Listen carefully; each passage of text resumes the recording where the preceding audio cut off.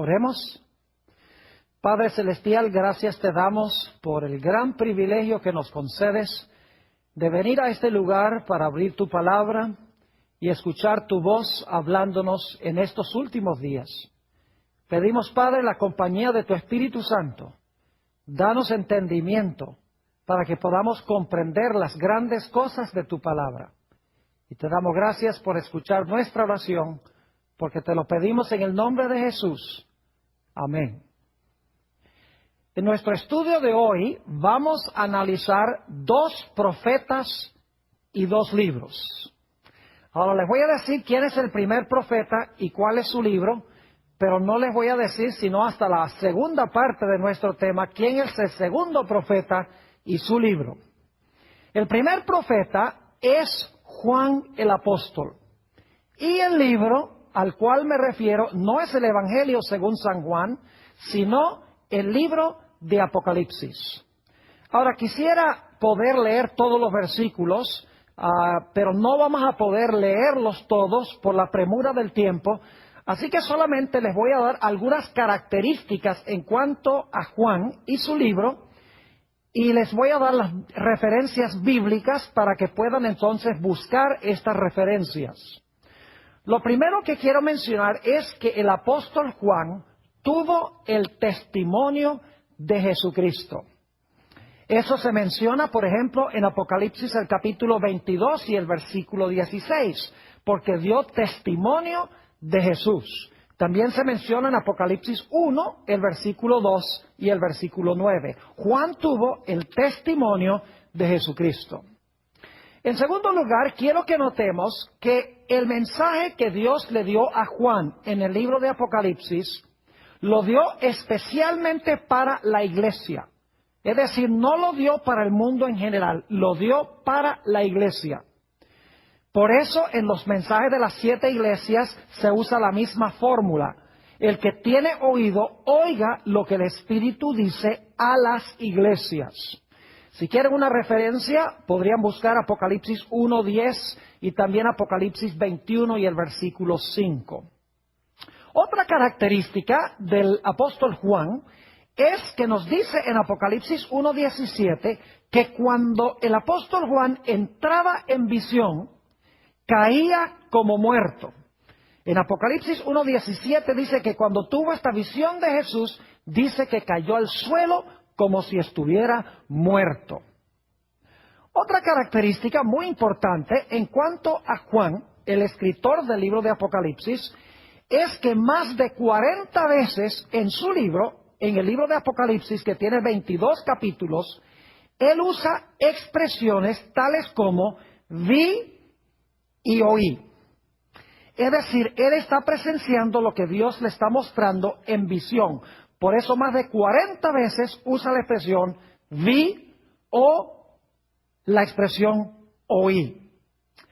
La próxima característica que quiero que notemos en cuanto al apóstol Juan, cuando escribió el libro de Apocalipsis, es que obviamente su libro fue inspirado por el Espíritu Santo. En 2 de Pedro, el capítulo 1 y el versículo 20 y 21 dice que santos hombres de Dios hablaron siendo inspirados por el Espíritu Santo. Pero al examinar el libro de Apocalipsis notamos que el mensaje fue inspirado por el Espíritu Santo, pero le fue impartido directamente a Juan por medio de un ángel. Ustedes pueden notar eso en Apocalipsis 1 y el versículo 1 al 3 y también Apocalipsis 22:6. Dice que el Espíritu Santo inspiró el libro, pero fue un ángel el que le entregó el mensaje directamente a Juan. Otra característica interesante en cuanto a la experiencia de Juan cuando escribió el libro de Apocalipsis es que mientras estaba en visión, Dios le mandó a escribir lo que le estaba mostrando. Esto ustedes lo pueden notar en varias partes del libro de Apocalipsis. Apocalipsis 1:11 y también el versículo 19, Apocalipsis 19:9 y Apocalipsis 21:5, entre otros textos, dicen que Dios le mandó a Juan que escribiera lo que estaba viendo mientras estaba en visión. Otra característica interesante en cuanto a Juan es que cuando estaba en visión, Juan le hacía preguntas al ángel que le estaba dando la información. Les puedo dar un ejemplo, Apocalipsis 10 y el versículo 9, que habla de un librito que Juan debía comerse, que iba a ser dulce en la boca y amargo en el vientre. Juan comienza una conversación con su ángel, que le está revelando la información. No solo esto, sino que el libro de Apocalipsis nos dice que Juan también tuvo conversación con otros seres celestiales, fuera de los ángeles. Por ejemplo, en Apocalipsis 7, 13 y 14, nos dice que Juan tuvo una conversación con uno de los 24 ancianos. No vamos a hablar ahora de los 24 ancianos, tal vez lo único que les voy a decir es que si tuviéramos tiempo, notaríamos que en la Biblia los 24 ancianos representan a aquellos habitantes de mundos del universo que nunca pecaron, nunca transgredieron la ley de Dios. Es interesante que Juan habló no solamente con el ángel que le revelaba la información, sino que habló también con uno de los 24 ancianos, otro ser celestial. Según Apocalipsis 1:12, Juan también habló con el Señor Jesucristo. Jesús se le reveló y Juan habló directamente con el Señor Jesús. Es interesante notar cómo Juan entraba en visión y qué sucedía cuando entraba en visión. Quiero leer de Apocalipsis 21 y el versículo 9 y 10, la experiencia de Juan. La Biblia nos dice que cuando entraba en visión, el ángel de él llevaba su mente a lugares lejanos. Inclusive aquí vamos a encontrar que el ángel llevó al apóstol Juan a ver la nueva Jerusalén en el cielo. Es decir, aunque el cuerpo de Juan estaba en la tierra, en su mente el ángel lo transportó, lo trasladó a la ciudad celestial. Note lo que dice Apocalipsis 21 y el versículo 9 y 10. Dice, vino entonces a mí uno de los 7 ángeles que tenía las 7 copas, llenas de las 7 plagas postreras, y habló conmigo diciendo, ven acá, yo te mostraré la desposada, la esposa del Cordero. Versículo 10, y me llevó en el espíritu a un monte grande y alto. Noten que el espíritu, que es el ángel, según dice el versículo 9, lo lleva a un monte grande y alto y le mostró la gran ciudad santa de Jerusalén que descendía del cielo de Dios. Es decir, Dios transportaba a través de su ángel a Juan en su mente a lugares lejanos, aunque él estaba físicamente en la tierra. Y esto sucede varias veces en Apocalipsis. Les doy otras referencias, Apocalipsis 1:10, Apocalipsis 4:2, Apocalipsis 17, versículo 1 y el versículo 3. Son ejemplos de cómo Juan, aunque se quedaba en la tierra físicamente, su mente era transportada a lugares lejanos. Otra característica de Juan cuando estaba en visión es que lo que él presenciaba en visión era tan real que le parecía que estaba allí. Le sucedió más o menos lo que pasó con el apóstol San Pablo en 2 de Corintios, el capítulo 12 y el versículo 2 al 4, donde habla de un hombre que él conoció que fue transportado al tercer cielo, que es el lugar donde vive Dios, y dice que no sabe si fue transportado allá en el cuerpo o si fue transportado allá fuera del cuerpo. Lo que quiere decir es que no sabe si ese personaje fue llevado al cielo físicamente o si solamente fue llevado en su mente al cielo. En Apocalipsis las escenas que ve Juan son tan reales que él cree que está allí participando de lo que él está viendo. Varias veces en el libro de Apocalipsis encontramos a Juan luchando por conseguir palabras para describir lo que está viendo. Por ejemplo, si ustedes leen Apocalipsis 15:2 y también Apocalipsis 21 y varios versículos, versículo 10, versículo 11, versículo 18 y el versículo 21, vemos que Juan está luchando por conseguir terminología, por conseguir palabras para describir lo que él está viendo, porque él está viendo escenas celestiales y no hay nada en la tierra con qué comparar esto. Ahora, hablemos un poco de las fuentes literarias de Juan, es decir, de dónde adquirió Juan la información que incorporó en su libro. La respuesta es que Juan adquirió material para su libro de 3 diferentes fuentes. Muchas personas creen que Juan recibió todo directamente de visiones y de sueños. Pero en realidad el libro de Apocalipsis demuestra que Juan recibió su información a través del Espíritu Santo de tres fuentes. En primer lugar, él recibió o usó mucha información de otras fuentes inspiradas. Por ejemplo, hay más de 600 referencias en Apocalipsis a los libros del Antiguo Testamento. Es decir, usó frases, usó oraciones, usó inclusive capítulos enteros en el libro de Apocalipsis que vienen directamente del Antiguo Testamento. Si ustedes quieren notar algunos ejemplos, Apocalipsis 14:7, donde está el mensaje del primer ángel, dice: teme a Dios, dale gloria, porque la hora de su juicio ha llegado. Adorad a aquel que hizo el cielo, la tierra, el mar y las fuentes de las aguas. Esa cita viene del cuarto mandamiento, de Éxodo 20 y el versículo 11. Hay muchos otros ejemplos en el libro de Apocalipsis a donde frases, oraciones y palabras vienen de libros del Antiguo Testamento. Pero en segundo lugar, encontramos que Juan tomó prestado también material de otros libros de su época. No libros de la Biblia, sino libros que estaban en el territorio donde él vivía en aquella época. Algunas personas se molestan, por ejemplo, cuando descubren que el libro de Apocalipsis tiene algunas frases que vienen de algunos libros que no forman parte de la Biblia. Por ejemplo, hay algunos versículos que están en Apocalipsis que vienen del libro de Enoc o el libro de Tobías, que son libros pseudoepígrafos del Antiguo Testamento o del período intertestamental.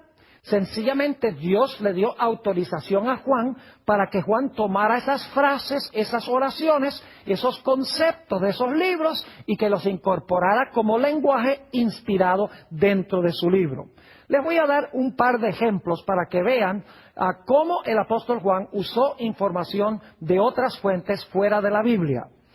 En el libro de Enoc, capítulo 40 y el versículo 1, dice esto: después de esto miré y vi a miles de miles y a 10,000 por 10,000. Esa frase se usa en Apocalipsis 5:11. Y vi una multitud que no se podía contar ni calcular, que estaba delante del Señor de los Espíritus. Esta es una referencia que se encuentra en Apocalipsis el capítulo 7 y el versículo 9, y se encuentra también en Apocalipsis 5 y el versículo 11, a donde se usa la frase miles de miles y 10,000 por 10,000. Es decir, Dios permitió que Juan empleara el lenguaje de otros libros que no formaban parte del canon del Antiguo Testamento, porque Dios sabía que esas frases, esas oraciones, eran de confianza y Juan las podía incorporar directamente en su libro. Tal vez uno o dos ejemplos más. Dice en el libro de Enoc, el capítulo 100 y el versículo 3, y el caballo andará hasta el pecho en la sangre de los pecadores. Si ustedes leen Apocalipsis 14 y el versículo 20, van a encontrar que los caballos están cabalgando en medio de sangre y la sangre llega hasta los frenillos de los caballos. Es un lenguaje muy semejante el que se encuentra en Enoc y el que se encuentra en Apocalipsis 14 y el versículo 20. Un ejemplo más, dice en el libro de Tobías, capítulo 3 y el versículo 16 y 17, Jerusalén será edificada con zafiros y esmeraldas, y sus muros con piedras preciosas, y sus torres, y con oro puro. Las calles de Jerusalén serán pavimentadas con berilo y rubíes, y con la piedra de Ofir. La piedra de Ofir es oro. Fíjense que antes de que Apocalipsis dijera que la calle de la ciudad era de oro, El libro de Tobías mencionaba que la ciudad iba a tener piedras preciosas e iba a tener una calle de oro. Dios sencillamente permitió que Juan tomara el lenguaje de ese libro y lo incorporara como parte del registro inspirado del libro de Apocalipsis. No significa que Tobías y Enoc fueron libros inspirados, en ningún sentido de la palabra. Significa sencillamente que en esos libros había algunas frases, algunas ideas que eran de confianza, que eran la verdad, y Dios le permitió a Juan que rescatara esas joyas de esas fuentes para incorporarlas en su libro inspirado. Es decir, Juan consiguió información dirigido por el Espíritu de Dios, primeramente de otras fuentes inspiradas de libros del Antiguo Testamento. En segundo lugar, Dios permitió que tomara prestado frases, oraciones, palabras de otras fuentes que no eran parte del Antiguo Testamento.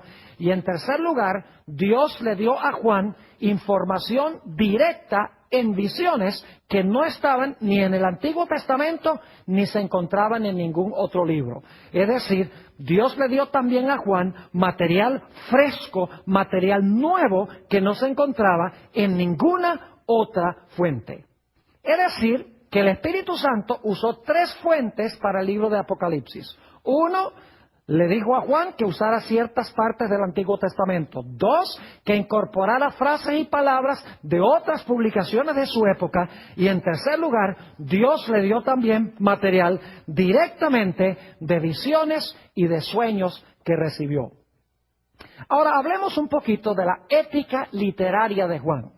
Es decir, hablemos de las costumbres que usó Juan al incorporar su material, especialmente el material que tomó prestado de otras fuentes, a su libro.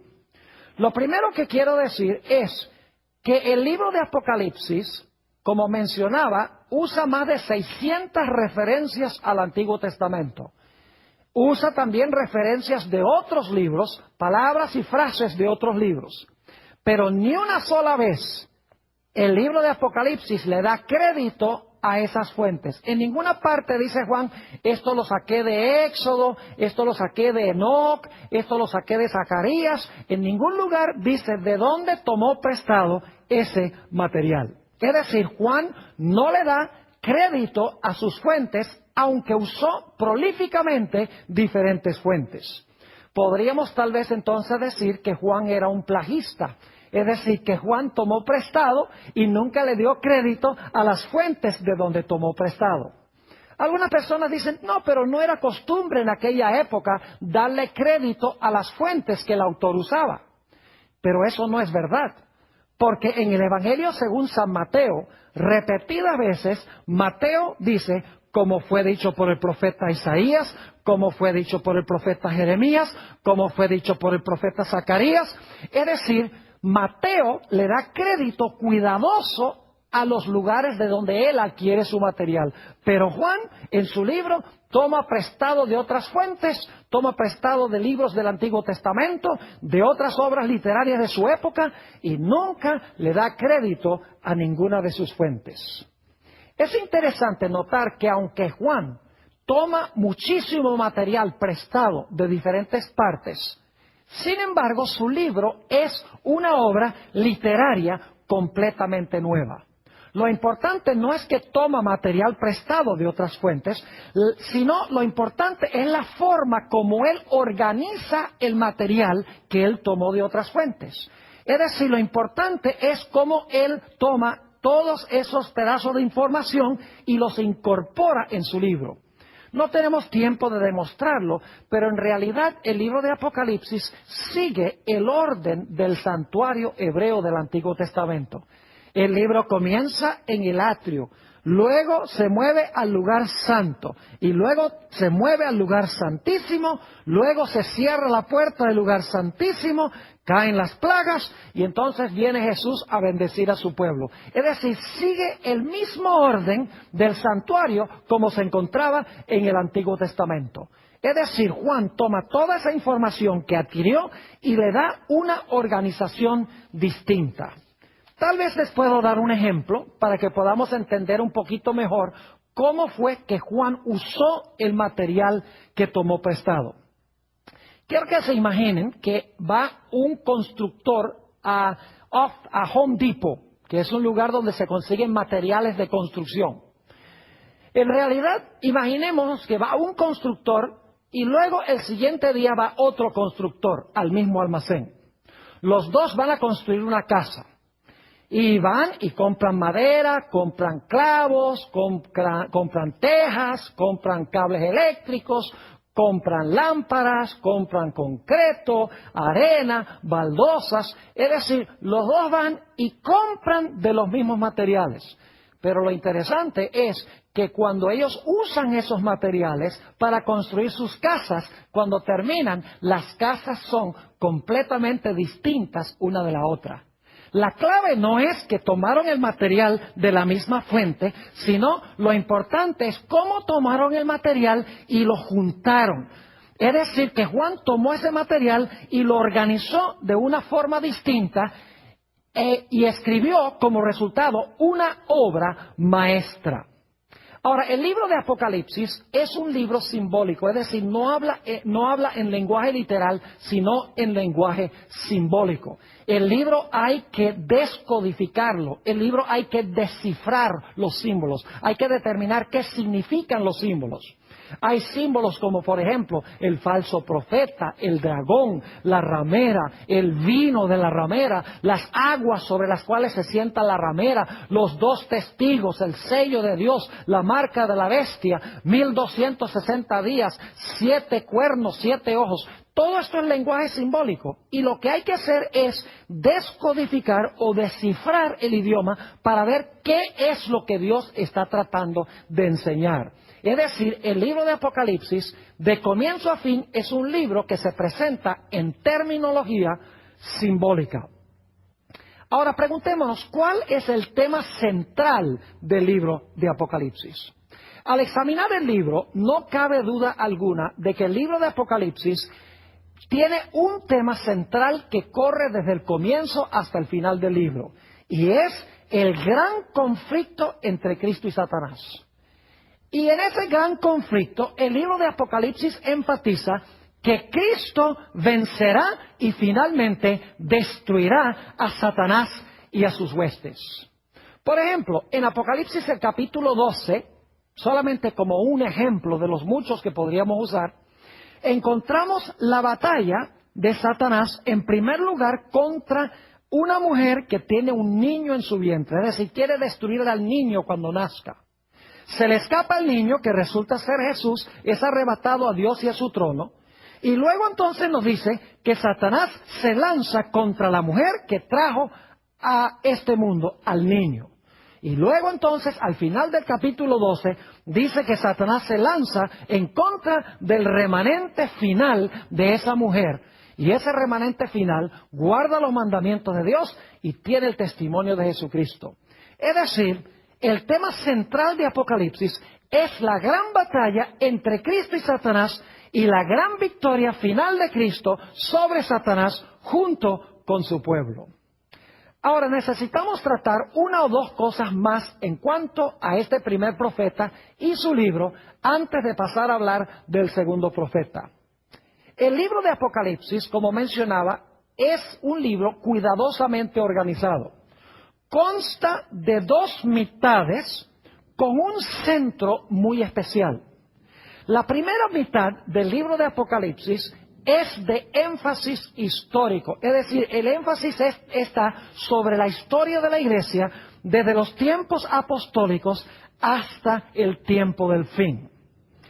La primera mitad de Apocalipsis tiene 7 iglesias, 7 sellos y 7 trompetas. Las 7 iglesias, los 7 sellos y las 7 trompetas cubren el mismo periodo de tiempo desde los tiempos apostólicos hasta el final de la historia, pero cada serie presenta la historia desde una perspectiva un poco diferente. Es decir, que la primera mitad de Apocalipsis, desde el capítulo 1 hasta el capítulo 9, presenta énfasis histórico. La segunda mitad del libro de Apocalipsis, que es desde el capítulo 12 hasta el capítulo 22, se enfoca no tanto en el desarrollo histórico de la iglesia, sino que se enfoca en el conflicto y la crisis final que va a afrontar la iglesia. Por ejemplo, la última parte del libro de Apocalipsis tiene que ver con el levantamiento del dragón, el levantamiento de la bestia, el levantamiento del falso profeta, los mensajes de los 3 ángeles que van a ir a todo el mundo, el cierre de la puerta de la gracia en el capítulo 15, las plagas y el tiempo de angustia, la segunda venida del Señor Jesucristo, el milenio y luego el cielo nuevo y la tierra nueva. Es decir, que la última mitad del libro de Apocalipsis es de énfasis casi totalmente profético, se enfoca en eventos del tiempo del fin.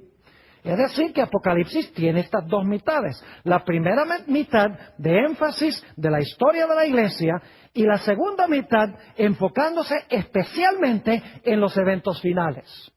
En el centro del libro de Apocalipsis se encuentran 2 capítulos muy importantes. El capítulo 10 y el capítulo 11. Estos capítulos forman el corazón del libro. El capítulo 10 habla de un librito que Dios le manda a Juan que se coma. Dice que ese libro cuando se lo coma va a ser dulce en la boca, pero cuando llegue al vientre va a ser amargo en su vientre. Y dice que Juan se come el libro, es dulce en la boca y amargo en el vientre. Después de ese episodio, Dios le dice a Juan, es necesario que vayas y profetices de nuevo. El capítulo 11 tiene un énfasis muy especial y es sobre el juicio que inicia en el libro de Apocalipsis. Por eso, en la conclusión de Apocalipsis 11:19, Juan ve el templo abierto y se ve en el templo el arca del pacto. Saben que el arca del pacto se veía cuando empezaba el gran juicio en el pueblo de Israel, lo que se conoce como el gran día de expiación. Es decir, que en el centro de Apocalipsis tenemos 2 aspectos muy importantes. Tenemos el librito, que resulta ser el libro de Daniel, especialmente Daniel 8:14, un mensaje que es dulce en la boca, pero amargo en el vientre. Y luego tenemos en el capítulo 11 el comienzo del juicio en el cielo, en el lugar santísimo, a donde se encuentra el arca del pacto. Un detalle más en cuanto a este magnífico libro de Apocalipsis. Resulta que sabemos a través de la historia eclesiástica que Satanás procuró matar a Juan antes que Juan escribiera el libro de Apocalipsis. Y ustedes dicen, ¿cómo sabemos eso? Sencillamente porque uno de los padres eclesiásticos con el nombre de Tertuliano relata que en los tiempos del emperador romano Domiciano, Juan fue echado en un caldero de aceite hirviente porque quería matarlo. Pero Dios milagrosamente preservó la vida de Juan y como no pudo matarlo con el aceite, dice Tertuliano que este apóstol fue enviado a la isla de Patmos, a donde recibió la visión sobre el libro de Apocalipsis y a donde escribió su libro. Elena White, en su libro Hechos de los Apóstoles, página 455, corrobora esta tradición eclesiástica cuando dice lo siguiente: Juan fue echado en un caldero de aceite hirviente, pero el Señor preservó la vida de su fiel siervo, así como protegió a los 3 hebreos en el horno de fuego. Ahora, hemos estudiado en cuanto al primer profeta y en cuanto a su libro de Apocalipsis. Ahora quiero hablarles de otro profeta. En realidad es una profetisa con el nombre de Elena G. de White. Ella también escribió un libro muy interesante y vamos a hablar de ese libro. Se llama El conflicto de los siglos. Ahora, lo interesante es que la experiencia de Elena G. de White fue idéntica a la experiencia de Juan cuando ella estaba en visión. Permítame compartir con ustedes esta información. En primer lugar, Apocalipsis 12:17 dice que la iglesia remanente final iba a tener en su medio el testimonio de Jesucristo. Y en Apocalipsis 19:10 dice que el testimonio de Jesucristo es el espíritu de profecía. Es decir, en la iglesia final iba a haber el mismo don que tuvo Juan, el testimonio de Jesucristo, que es el espíritu de profecía. Elena G. de White escribió el libro El conflicto de los siglos, pero no fue un libro escrito primordialmente para el mundo, sino que es un libro que fue escrito especialmente para miembros de la iglesia. Por ejemplo, muchas veces en sus escritos, ella se refiere a sus escritos como los testimonios para la iglesia. Es decir, la obra del profeta era dar testimonio a la iglesia. Así que así como Juan presentó su mensaje especialmente para la iglesia, Elena G. de White también presentó su mensaje especialmente para la iglesia. Otro dato interesante es que cuando Elena G. de White entraba en visión, caía como muerta. Permítanme leerles una cita donde ella describe una de sus primeras visiones. Es el manuscrito 16 del año 1894. Dice ella, cuando entró en visión, pensaban que estaba muerta y velaron y lloraron por mucho tiempo. Pero para mí era el cielo, era la vida. Es decir, al igual que Juan en Apocalipsis, cuando Elena G. de White entró en visión, dice que cayó como muerta y la gente en realidad creía que estaba muerta. Los testigos dicen que Elena G. de White no respiraba, así como Daniel cuando entraba en visión no respiraba. Otro dato interesante en cuanto a Elena G. de White es que en las primeras ediciones del Conflicto de los Siglos, en una serie de libritos que se conocen como dones espirituales, es un librito en realidad que contiene el Conflicto de los Siglos en forma abreviada, tiene 219 páginas. Una vez por lo menos cada página, Elena G. de White usa expresiones tales como vi o me fue mostrado. La misma expresión que usó Juan en su libro más de 40 veces, Elena G. de White en el libro Dones Espirituales, que es el precursor del libro que tenemos hoy, El Conflicto de los Siglos, ella usó la expresión vi o me fue mostrado. Otro dato interesante en cuanto a Elena G. de White es que, aunque su mensaje fue inspirado por Dios, el mensaje le era entregado por un ángel.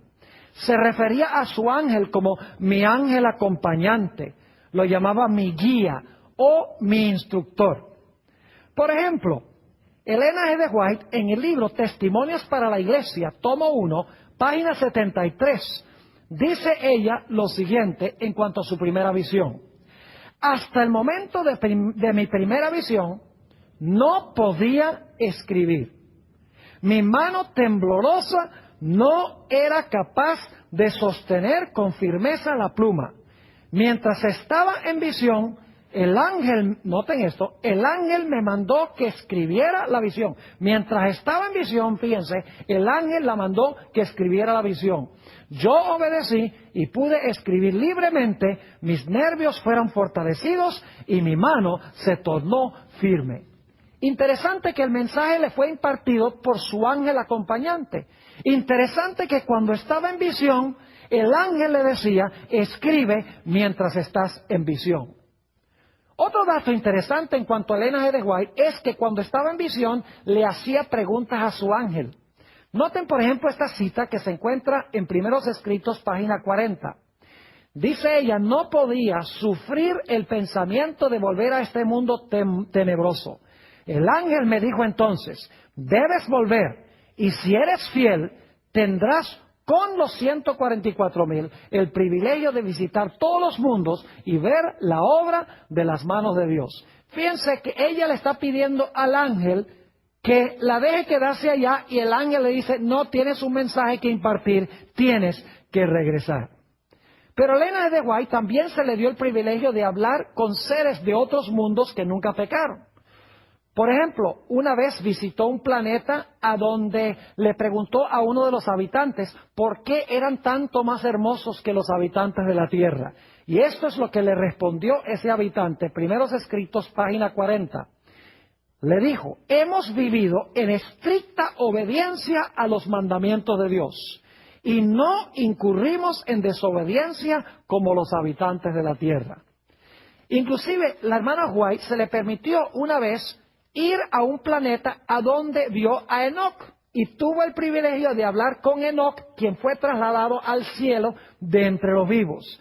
En Primeros Escritos, página 40, Enoch, cuando ella le preguntó si ese era el lugar donde él vivía permanentemente, Enoch le contestó: no es este, mi morada es la ciudad y he venido a visitar este sitio. Elena G. de White también múltiples veces en sus escritos tuvo el privilegio de hablar con el Señor Jesucristo. En Primeros Escritos, en la página 19, el Señor Jesucristo, hablando de la gloria que rodeaba a Dios el Padre, encontramos que Jesús le declaró a Elena White: si llegases a contemplar la gloria de su persona, es decir, la gloria del Padre, dejarías de existir. Es interesante que Elena G. de White también fue transportada en visión a lugares lejanos, donde le parecía que ella estaba yendo físicamente allá, pero en realidad el ángel estaba llevando su mente a esos lugares.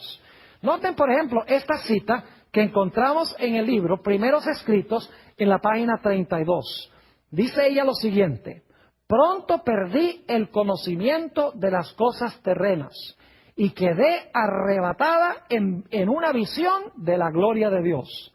Vi un ángel que con presteza volaba hacia mí. Me llevó rápidamente desde la tierra a la santa ciudad. Y algunos dicen: pero qué cosa tan rara. Pero ¿por qué es tan raro si Juan tuvo la misma experiencia? Nos dice la Biblia. Sigue diciendo: me llevó rápidamente desde la tierra a la santa ciudad, donde vi un templo en el que entré. Antes de llegar al primer velo pasé por una puerta. Levantóse ese velo y entré en el lugar santo, donde vi el altar de incienso, el candelabro con las 7 lámparas y la mesa con los panes de la proposición. Después que hube notado la gloria del lugar santo, Jesús levantó el segundo velo y pasé al lugar santísimo. Es decir, que ella describe aquí que el ángel la arrebató y la llevó en visión a un lugar lejano, un lugar diferente de donde ella se encontraba físicamente.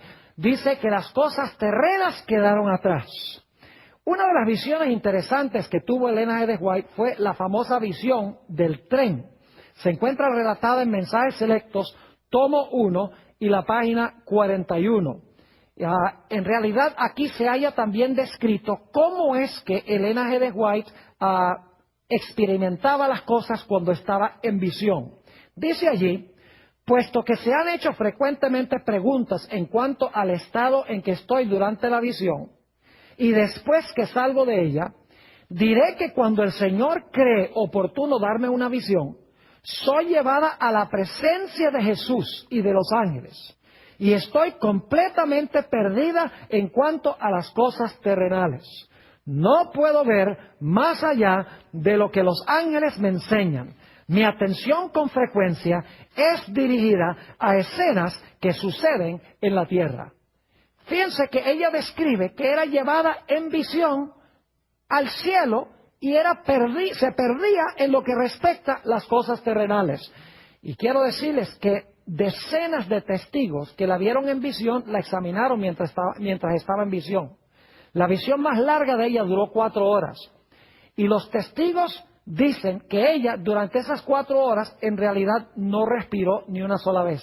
Le tapaban la nariz, le ponían un espejo cerca de la boca para ver si el espejo se empañaba, la pellizcaban para ver si sentía algún dolor y nada. Es como si su cuerpo estuviera aquí y su mente estuviese en otro sitio igualito que Juan.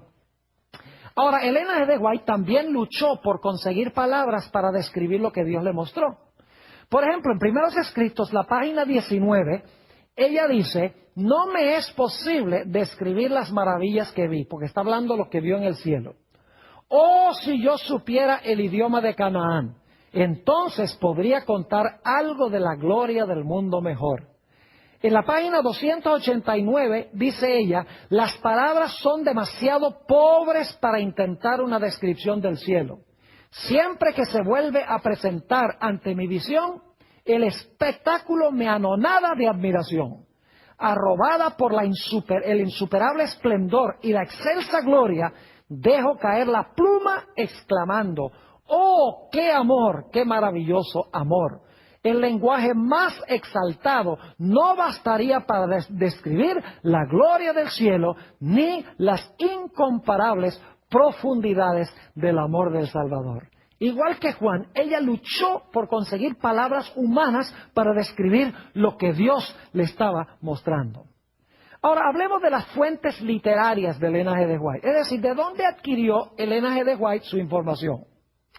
Cuando leemos con cuidado el libro El conflicto de los siglos, que es el libro del cual estamos hablando especialmente, notamos que adquirió mucha información de libros del Antiguo y del Nuevo Testamento. Es decir, tiene muchas citas de muchos libros del Antiguo y del Nuevo Testamento. Es decir, ella adquirió mucho de su material de otras fuentes inspiradas de autores que escribieron antes que ella. Pero también los que han leído el libro El conflicto de los siglos han notado que ella usa también material de otros autores que no podríamos decir que fueron inspirados. Por ejemplo, ella usa la historia eclesiástica de D'Aubigné. Usa también la historia eclesiástica de un autor con el apellido Wiley. Usó material escrito por algunos pioneros de la Iglesia Adventista, como J.N. Andrews, Jaime White y Uriah Smith. Es decir, ella usó lenguaje, citas de otros autores, igual que Juan también usó citas de otros autores. Dios sencillamente dirigió la mente de ella para que ella pudiera conseguir la información en otras fuentes que era de confianza, y Dios le dio permiso para usar esta información e incorporarla en su libro. Es decir, que Elena G. de White usa otras fuentes inspiradas, citas del Antiguo y el Nuevo Testamento. En segundo lugar, usa material de otros autores que Dios le dijo: esto es de confianza, puedes usarlo. Y en tercer lugar, Elena G. de White presenta en El conflicto de los siglos mucho material que no se consigue en ninguna otra parte. Es decir, es material que Dios le dio solo a ella directamente en visiones y en sueños. Por ejemplo, si ustedes leen los capítulos La liberación del pueblo de Dios, la desolación de la tierra y el fin del conflicto, en el libro El conflicto de los siglos, van a descubrir que prácticamente todo el material que ella usa en esos capítulos, ella recibió esa información directamente de sueños y de visiones. Es decir, el libro El conflicto de los siglos consta de las mismas fuentes que el libro de Apocalipsis. En primer lugar, uso de otras fuentes inspiradas que fueron escritas antes. En segundo lugar, obras o material de otros autores no inspirados, pero Dios le dijo a Elena G. de White: usa ese material porque es de confianza, lo puedes incorporar. Y en tercer lugar, material fresco, nuevo, que ella recibió en visiones y en sueños. Ahora hablemos un poco de la ética literaria de Elena G. de White. ¿Cómo eran sus costumbres literarias? En sus obras originales, porque El conflicto de los siglos que tenemos hoy tuvo un proceso de desarrollo. Primero se llamó Dones Espirituales, luego después se llamó Espíritu de Profecía, tomo 4, y luego entonces El conflicto de los siglos plenamente desarrollado que tenemos hoy. En las primeras ediciones del conflicto de los siglos, es decir, en Dones Espirituales y en el tomo 4 de Espíritu de Profecía, Elena G. de White no le dio ningún crédito a ninguna de las fuentes que ella usó. Nunca citó de dónde venía del Antiguo y del Nuevo Testamento, nunca dijo de dónde vino el material de otros autores. En el conflicto de los siglos que tenemos hoy en día, ya la gente le había dicho: es mejor que incorpores los versículos de la Biblia e incorpores de dónde estás adquiriendo el material. Y entonces ella incluyó las referencias bíblicas y también incluyó las referencias de los otros libros que ella empleaba. Pero en las primeras ediciones, ella, como Juan, no usó ninguna referencia de dónde estaba adquiriendo el material. Ahora, Elena G. de White no estaba tratando de ocultar de dónde había adquirido ese material. Algunos la acusan de plagio. Dicen: la hermana White usó citas de otros autores y nunca les dio crédito. Bueno, tendríamos que decir entonces que Juan el apóstol también fue un plagista porque usó montones de material de otros autores y nunca les dio crédito tampoco. El hecho es que la hermana White nunca hizo esto ni lo escondió. No dijo, yo voy a tomar prestado, ojalá que nadie me descubra. Nunca fue así. Ella anunció públicamente que en el conflicto de los siglos ella estaba usando material de otras fuentes. Por ejemplo, en el conflicto de los siglos, la página 14, ella dice lo siguiente: en algunos casos, cuando he encontrado que un historiador había reunido los hechos y presentado en pocas líneas un claro conjunto del asunto, es decir, del asunto que ella había visto, o agrupado los detalles en forma conveniente, he reproducido sus palabras. No tanto para citar a esos escritores como autoridades, sino porque sus palabras resumían adecuadamente el asunto.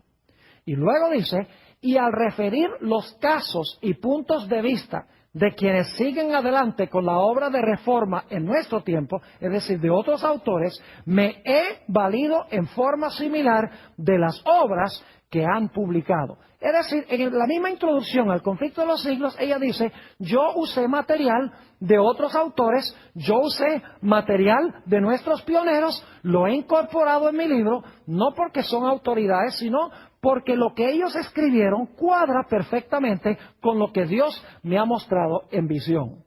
Es decir, que Elena G. White siguió un proceso muy parecido al proceso de Juan. En primer lugar, nunca le dio crédito a las personas que ella citó. Pero no podríamos decir que fue plagista porque no quería esconder ese hecho, sino que usaba el lenguaje porque habían escrito en forma fidedigna y para qué ella iba a perder tiempo escribiendo lo mismo, fresco y nuevo, si ya se había escrito. Ahora quiero decirles que el libro de El conflicto de los siglos es una obra maestra literaria. En realidad, El conflicto de los siglos es un libro de Apocalipsis descifrado o descodificado. Cuando hablamos sobre Juan y sobre el libro de Apocalipsis, notamos que el libro de Apocalipsis está presentado en forma de símbolos y de figuras. Por ejemplo, nos dimos cuenta que Juan habla del dragón, la bestia, el falso profeta, vino, aguas, testigos, marca, sello, etc. Elena G. White no usa los símbolos, sino que ella interpreta los símbolos. Es decir, ella descifra o descodifica los símbolos. El conflicto de los siglos, en otras palabras, es el libro de Apocalipsis descifrado o descodificado. En realidad, por ejemplo, ella dice, el dragón representa a Satanás y a Roma, la bestia representa Roma papal, el falso profeta representa a los Estados Unidos, el vino representa falsas doctrinas, las aguas donde se sienta la ramera representan muchedumbres, naciones, lenguas y pueblos, los dos testigos representan el Antiguo y el Nuevo Testamento, el sello de Dios representa el sábado, la marca de la bestia representa el falso día de reposo. Es decir, Elena G. White descifra el lenguaje simbólico del libro de Apocalipsis. Ahora, ¿cuál es el tema central del libro El conflicto de los siglos? Saben que es el mismo tema central del libro de Apocalipsis. En realidad, el libro El conflicto de los siglos no es un libro de historia, ni es un libro en cuanto a la historia. El conflicto de los siglos es una filosofía de la historia. Es una descripción de la gran controversia entre Cristo y Satanás y la victoria final de Cristo y su pueblo sobre las fuerzas del mal. Elena G. White, en El conflicto de los siglos, no solamente describe la historia, sino que habla de las causas reales de los eventos que suceden detrás de la historia. Es decir, ella explica que los eventos que suceden en la historia son solamente resultados visibles de la guerra invisible entre Cristo y Satanás en el mundo que nosotros no podemos ver. Es decir, ella está dando una interpretación de la historia, está dando las causas reales de los eventos históricos como se están realizando. Ahora, otro detalle interesante en cuanto al conflicto de los siglos es que el conflicto de los siglos se compone en dos mitades con un centro muy especial. Es decir, el libro está organizado igual que el libro de Apocalipsis. Lo interesante es que desde la página 19 hasta la página 332 del conflicto de los siglos, usted va a notar que Elena G. White enfatiza mayormente la historia de la iglesia. Como la primera mitad del libro de Apocalipsis, la primera mitad del conflicto de los siglos enfatiza historia eclesiástica. La segunda mitad del libro, del conflicto de los siglos, que son las páginas 486 hasta el final del libro, El conflicto de los siglos, encontramos que Elena G. White está describiendo casi exclusivamente eventos finales. Es decir, que igual que Apocalipsis, el capítulo 1 hasta el capítulo 9 describe historia eclesiástica y el capítulo 12 hasta el capítulo 22 describe eventos finales.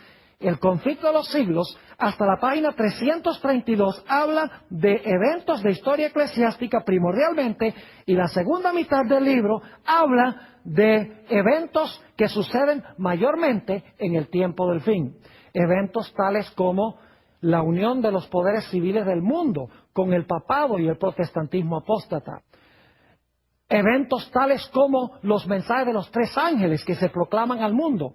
Eventos tales como el tiempo de angustia, la liberación del pueblo de Dios, la segunda venida, el milenio y el cielo nuevo y la tierra nueva. Es decir, el conflicto de los siglos termina con el cielo nuevo y la tierra nueva en el mismo sitio a donde terminó el libro de Apocalipsis.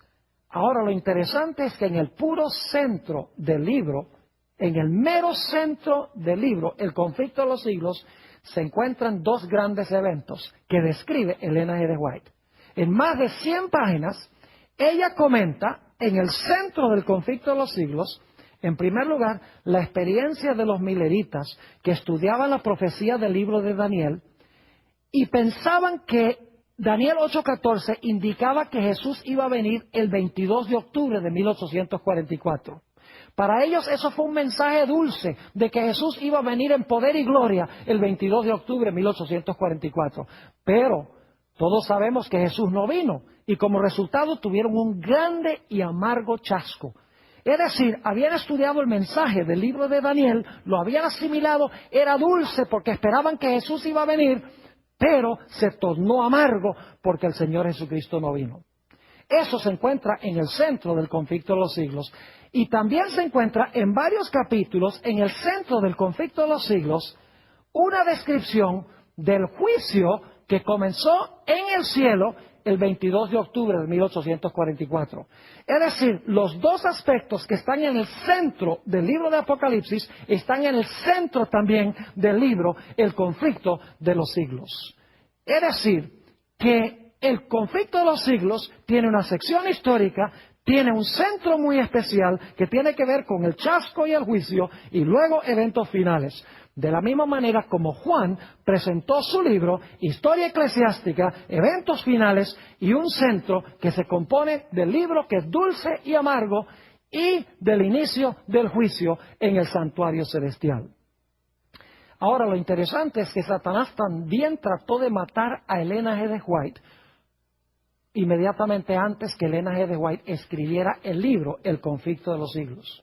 Elena White recibió el 14 de marzo de 1858 su famosa visión del conflicto de los siglos en la ciudad de Lovett's Grove, en el estado de Ohio, en los Estados Unidos.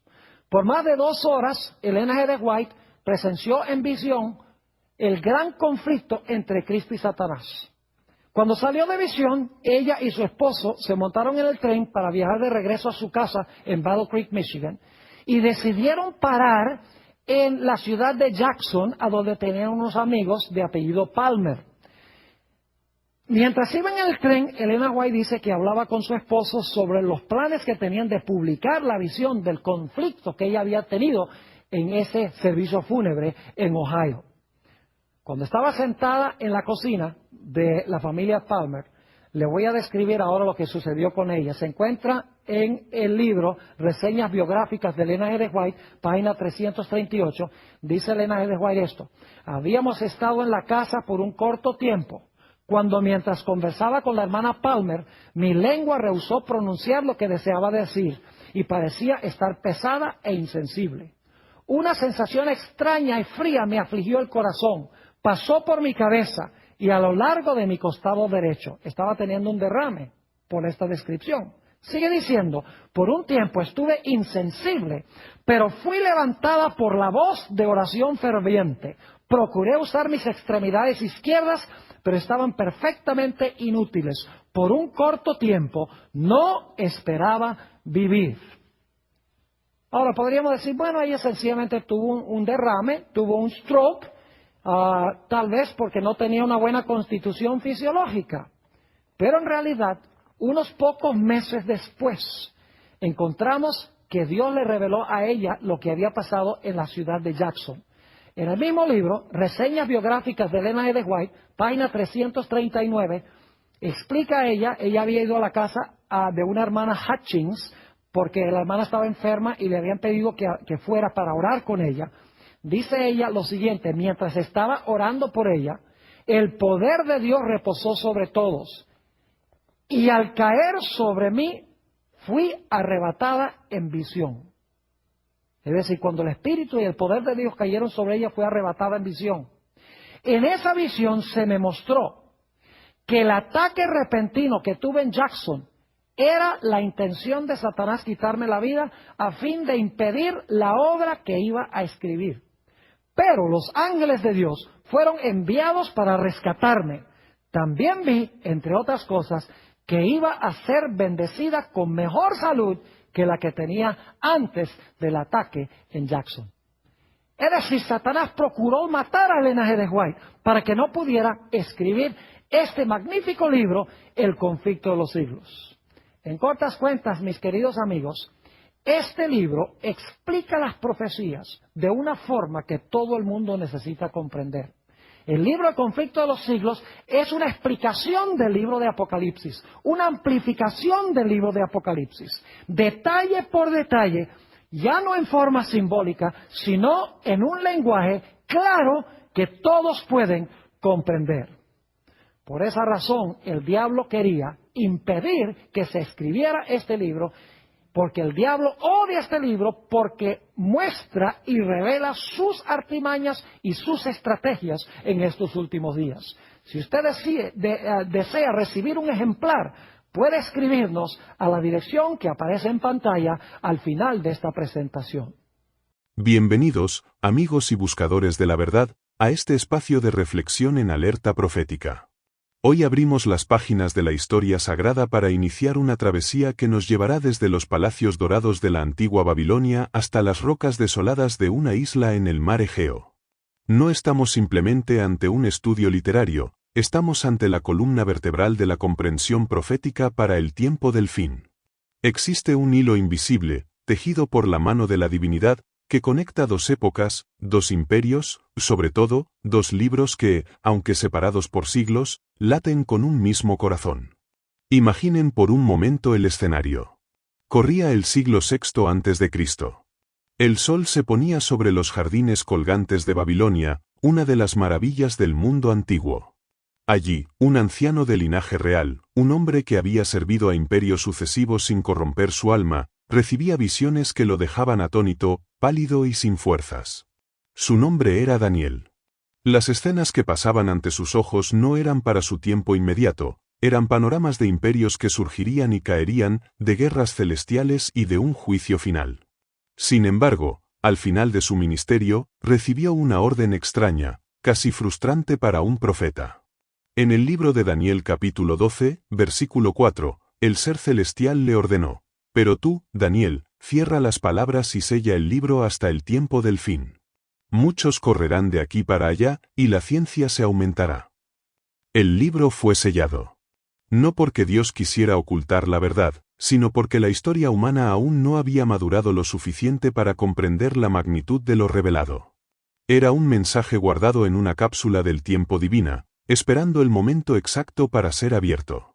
Ahora, permitan que la cámara de nuestra imaginación vuele a través de 600 años de historia. Dejamos atrás las arenas de Oriente Medio y nos trasladamos al siglo I de nuestra era.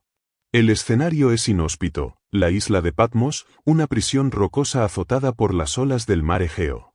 Allí encontramos a otro anciano, el apóstol Juan. Exiliado por el Imperio Romano, separado de sus hermanos en la fe, Juan recibe la visita del mismo autor que inspiró a Daniel. Pero esta vez, la instrucción cambia radicalmente. En el libro de Apocalipsis capítulo 22, versículo 10, se le dice: «No selles las palabras de la profecía de este libro, porque el tiempo está cerca». Aquí radica el misterio y la maravilla teológica que exploraremos. Daniel es el libro sellado, Apocalipsis es el libro abierto. Uno es el cerrojo, el otro es la llave. Intentar entender el Apocalipsis sin estudiar Daniel es como tratar de abrir una puerta blindada sin la combinación correcta. Intentar estudiar Daniel sin el Apocalipsis es tener la combinación, pero no encontrar la puerta. El comentario bíblico adventista, en su introducción a los libros proféticos, nos recuerda que la profecía no es fatalismo, sino la intervención misericordiosa de Dios en la historia para salvar a su pueblo. Estos dos libros no son entidades separadas, son dos tomos de una misma obra. Elena G. de White, en el libro Testimonios para los Ministros, página 115, declara con contundencia: «Cuando entendamos mejor los libros de Daniel y de Apocalipsis, tendremos una religión más práctica, y creeremos con más fervor que Dios tiene un control absoluto sobre todas las cosas».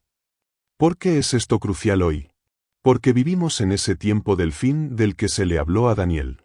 La frase tiempo del fin en hebreo, et-ketz, no se refiere al fin del mundo físico instantáneo, sino a un periodo de tiempo conclusivo, una era final donde los eventos se aceleran hacia el desenlace cósmico. La narrativa bíblica nos muestra que Dios es el Señor de la historia. En Daniel capítulo 2, versículo 21, leemos que Él muda los tiempos y las edades, quita reyes y pone reyes. Esta declaración es el fundamento sobre el cual se construye nuestra seguridad.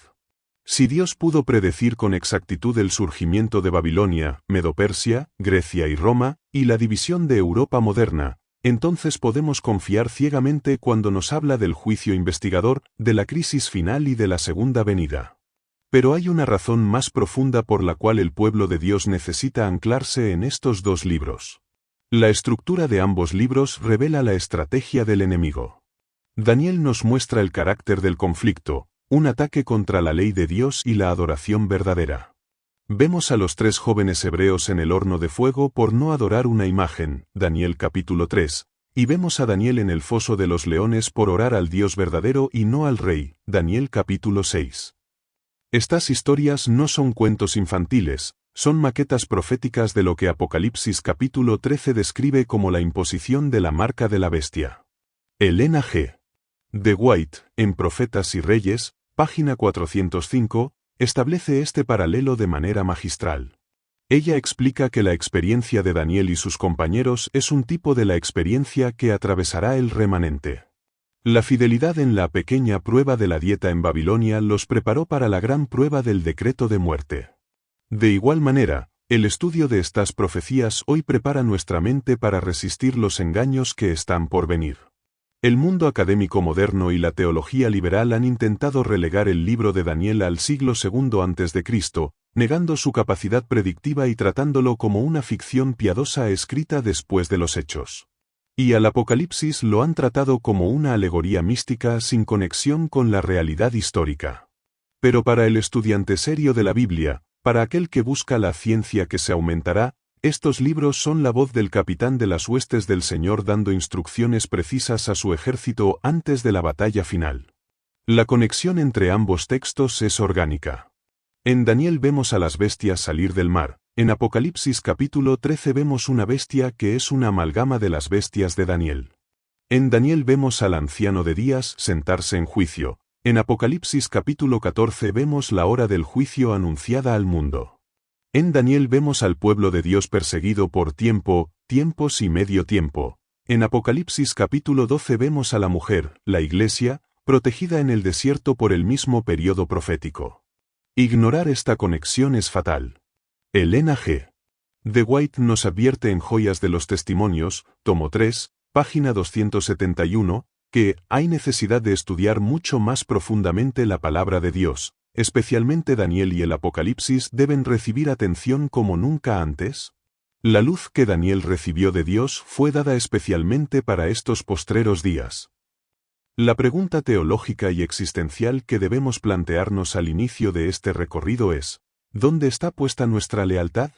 La historia de ambos libros gira en torno a la soberanía. Nabucodonosor preguntó desafiante, ¿y qué Dios será aquel que os libre de mis manos? Daniel capítulo 3, versículo 15. El conflicto final del Apocalipsis responde a esa pregunta. A medida que desglosamos estos textos sagrados, no busquemos solo fechas y datos curiosos. Busquemos el rostro de Cristo. Porque como dice Apocalipsis capítulo 19, versículo 10, el testimonio de Jesús es el espíritu de la profecía. Daniel vio al Hijo del Hombre venir en las nubes para recibir el reino.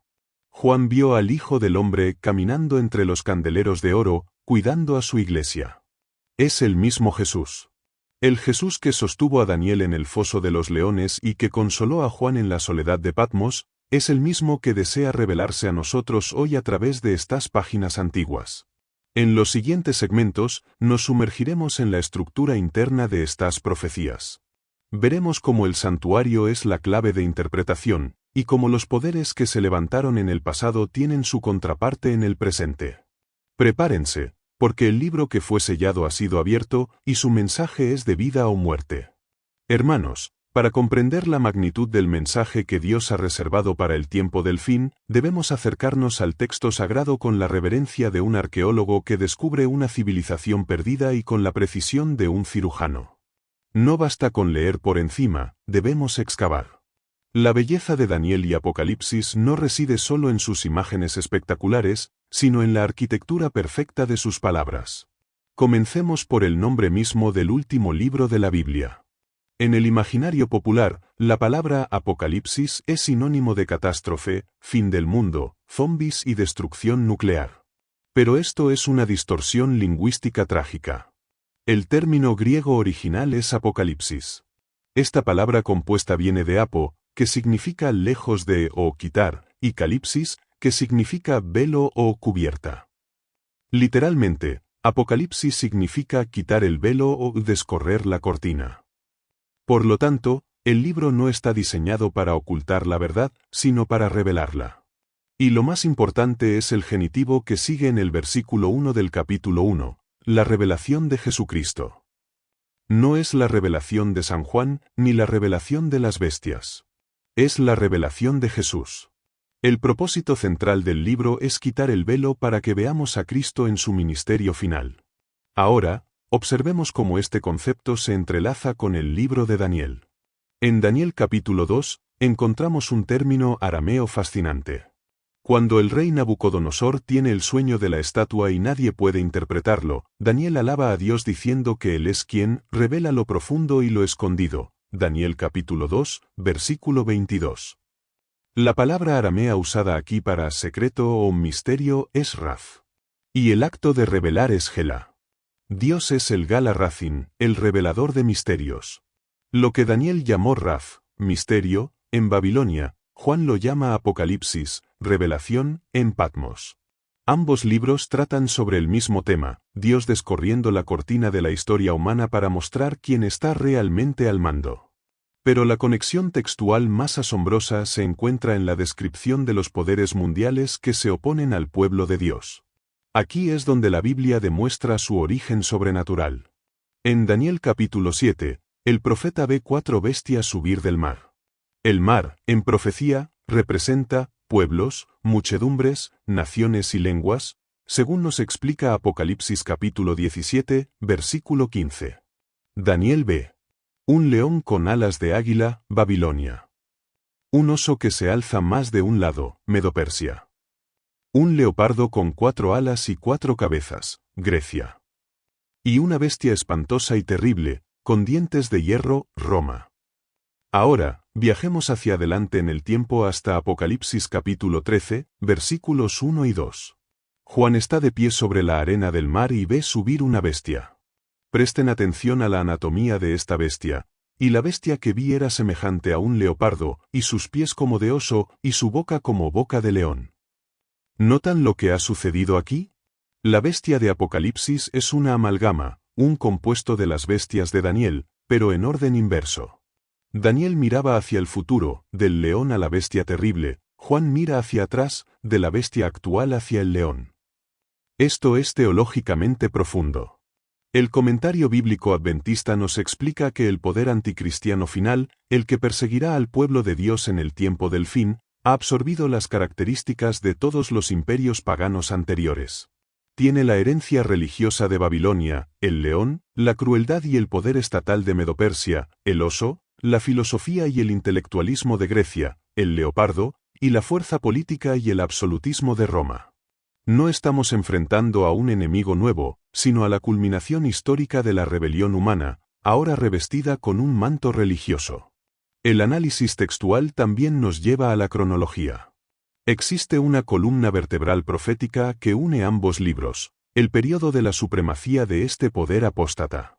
En Daniel capítulo 7, versículo 25, se nos dice que los santos del Altísimo serán entregados en manos del cuerno pequeño por tiempo, y tiempos, y medio tiempo. La palabra aramea para tiempo aquí es Idan, que significa un ciclo anual o año. Así que tenemos un año, 2 años y medio año, 3 años y medio proféticos.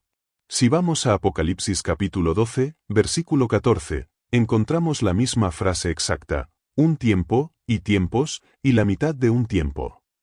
Pero luego, en Apocalipsis capítulo 13, versículo 5, se nos da la equivalencia en meses, 42 meses. Y en Apocalipsis capítulo 12, versículo 6, se nos da en días, 1260 días. 3 años y medio bíblicos, de 360 días cada uno, equivalen a 42 meses, y 42 meses equivalen a 1260 días. Aquí aplicamos el principio bíblico de día por año, que encontramos en Ezequiel capítulo 4, versículo 6 y en Números capítulo 14, versículo 34. En profecía simbólica, un día representa un año literal. Elena G. de White, en El conflicto de los siglos, página 58, confirma que este periodo señala los 1260 años de supremacía papal, desde el año 538 después de Cristo, cuando el último reino arriano, los ostrogodos, fue desarraigado, dejando libre al obispo de Roma, hasta el año 1798, cuando el general Berthier, bajo órdenes de Napoleón, apresó al Papa Pío VI. Este análisis textual es vital porque identifica al actor principal de la crisis final. No estamos adivinando. Las matemáticas de Dios son exactas. El mismo poder que cambió los tiempos y la ley, Daniel capítulo 7, versículo 25, es el que liderará el ataque final contra el remanente en el Apocalipsis. Pero hay un término más que debemos examinar con lupa, blasfemia. En Apocalipsis capítulo 13, versículo 5, se dice que a la bestia se le dio una boca que hablaba grandes cosas y blasfemias. ¿Qué significa blasfemia en el contexto bíblico? No es solo decir malas palabras. El Nuevo Testamento define la blasfemia en 2 ocasiones clave cuando acusaron falsamente a Jesús. En Juan capítulo 10, versículo 33, los judíos quieren apedrear a Jesús por blasfemia, porque tú, siendo hombre, te haces Dios. Y en Marcos capítulo 2, versículo 7, preguntan, ¿por qué habla este así? Blasfemias dice. ¿Quién puede perdonar pecados, sino solo Dios? Por lo tanto, bíblicamente, un poder blasfemo es aquel que, siendo humano, usurpa el lugar y los títulos de Dios. Pretende tener la autoridad para perdonar pecados, una prerrogativa exclusiva del Creador.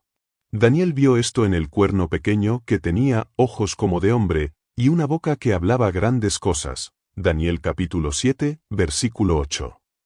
Juan lo ve en la bestia que tiene escrito en sus cabezas nombres de blasfemia, Apocalipsis capítulo 13, versículo 1. La concordancia es total. Daniel y Apocalipsis están describiendo el mismo sistema, la misma apostasía que atraviesa los siglos. Elena de White, en Joyas de los Testimonios, tomo 2, nos insta a no perder de vista estos hitos. Ella escribe: los hitos que nos han hecho lo que somos, han de ser preservados, y serán preservados, como Dios lo ha manifestado por su palabra y por el testimonio de su Espíritu. Él nos pide que nos aferremos firmemente, con el puño de la fe, a los principios fundamentales que están basados sobre una autoridad incuestionable. Este fundamento bíblico y análisis textual nos protege del sentimentalismo y de las interpretaciones futuristas sensacionalistas que inundan Internet. No necesitamos buscar anticristos en códigos de barras modernos o en figuras políticas pasajeras sin antes consultar la estructura profunda de la profecía. El enemigo es un sistema antiguo, paciente y teológicamente sofisticado que ha estado operando por siglos y que buscará recuperar su supremacía perdida en el tiempo del fin.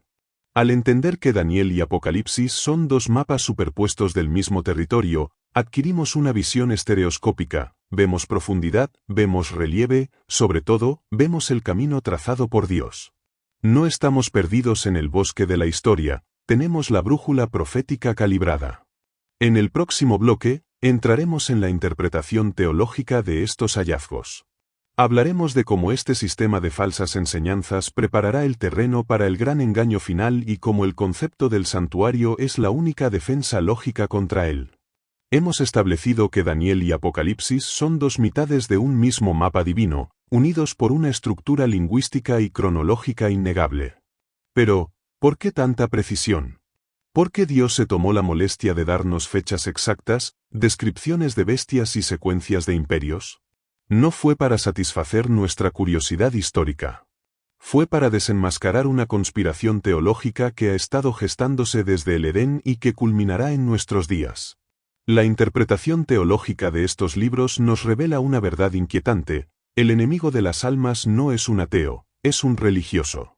Satanás no busca eliminar la adoración, busca usurparla. Él quiere sentarse en el templo de Dios, haciéndose pasar por Dios, como advierte el apóstol Pablo en la segunda carta a los Tesalonicenses capítulo 2, versículo 4. Para entender la gran tribulación teológicamente, debemos volver al libro de Daniel, capítulo 8. Allí, el profeta ve una escena que le causa enfermedad física. Ve a un cuerno pequeño que no solo conquista la tierra, sino que se engrandece hasta el ejército del cielo, versículo 10. Y luego hace algo impensable: aun contra el príncipe del ejército se engrandeció, y por él fue quitado el continuo sacrificio, y el lugar de su santuario fue echado por tierra. Daniel capítulo 8, versículo 11. Aquí hay una palabra clave en hebreo, tamid. Se traduce como continuo. Se refería al ministerio diario del sacerdote en el santuario terrenal, que intercedía continuamente por el pueblo. Al decir que este poder quitó el continuo y echó por tierra el santuario, la profecía no está diciendo que destruyó un edificio físico. Está diciendo que este sistema religioso oscureció el ministerio de Cristo en el santuario celestial. ¿Cómo lo hizo?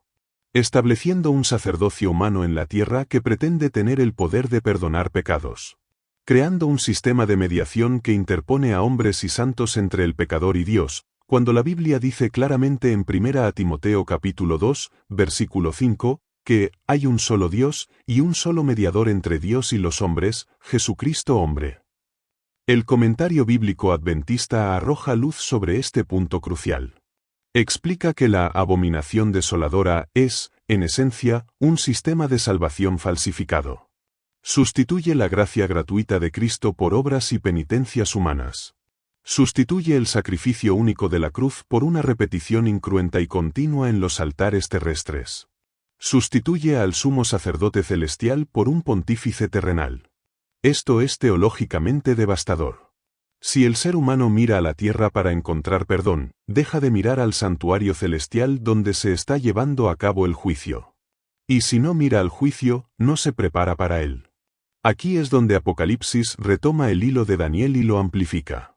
En Apocalipsis capítulo 13, vemos que esta bestia que surge del mar recibe adoración universal. Y la adoraron todos los moradores de la tierra cuyos nombres no estaban escritos en el libro de la vida. Apocalipsis capítulo 13, versículo 8. La adoración es el tema central del conflicto final. Y la adoración siempre se basa en la autoridad. En Daniel capítulo 7, versículo 25, se nos advirtió que este poder pensará en cambiar los tiempos y la ley. Teológicamente, el único mandamiento que tiene que ver con el tiempo y que identifica al Creador es el sábado. Al cambiar el día de reposo del séptimo día, establecido por Dios en el Edén, al primer día, venerado por el paganismo como el día del sol, el poder apóstata estaba plantando su bandera de autoridad por encima de la Biblia. Estaba diciendo, en efecto, tengo poder para modificar incluso los preceptos divinos.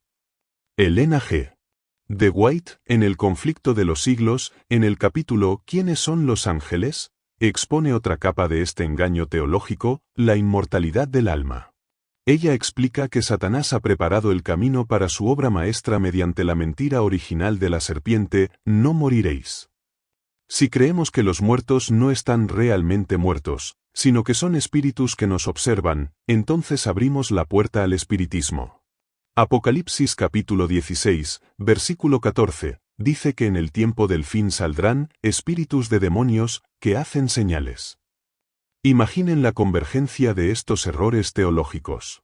Por un lado, un cristianismo apóstata que ha cambiado la ley de Dios y reclama autoridad suprema. Por otro lado, manifestaciones sobrenaturales, apariciones de supuestos santos o familiares fallecidos que confirman esas falsas enseñanzas. Un apóstol Pedro o una Virgen María apareciendo gloriosamente para decir que el sábado ya no es necesario o que Dios quiere unir a todas las religiones bajo una sola cabeza humana. ¿Quién podrá resistir tal engaño? Solo aquellos que estén blindados teológicamente. Aquí entra la importancia vital del espíritu de profecía. En Apocalipsis capítulo 12, versículo 17, el remanente se identifica por dos características: guardan los mandamientos de Dios y tienen el testimonio de Jesucristo. Y el ángel define el testimonio de Jesús en Apocalipsis capítulo 19, versículo 10 como el espíritu de la profecía. Dios sabía que al final de los tiempos la teología se volvería confusa. Sabía que el enemigo usaría la misma Biblia, torciendo sus textos, para engañar. Por eso, en su misericordia, envió el don profético a su iglesia remanente, no para sustituir la Biblia, sino para llevarnos de vuelta a ella y protegernos de interpretaciones erróneas. Elena G. de White funciona como un lente correctivo. Sus escritos magnifican los principios bíblicos y desenmascaran las estrategias sutiles de Satanás. En Mensajes Selectos, tomo 2, página 78, ella nos advierte: el último gran engaño de Satanás se hará para que no tenga efecto el testimonio del Espíritu de Dios.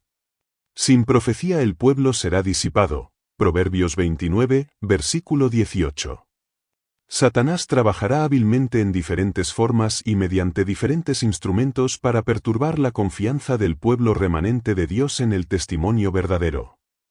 La teología del remanente, basada en Daniel y Apocalipsis, es una teología de sola escritura, solo la Biblia, y toda escritura, toda la Biblia. No podemos escoger qué mandamientos obedecer. No podemos aceptar a Jesús como Salvador pero rechazarlo como Señor de nuestro tiempo, el sábado, o Señor de nuestro cuerpo, la reforma pro salud. El dragón de Apocalipsis está airado porque este pequeño grupo no se inclina ante sus sofismas.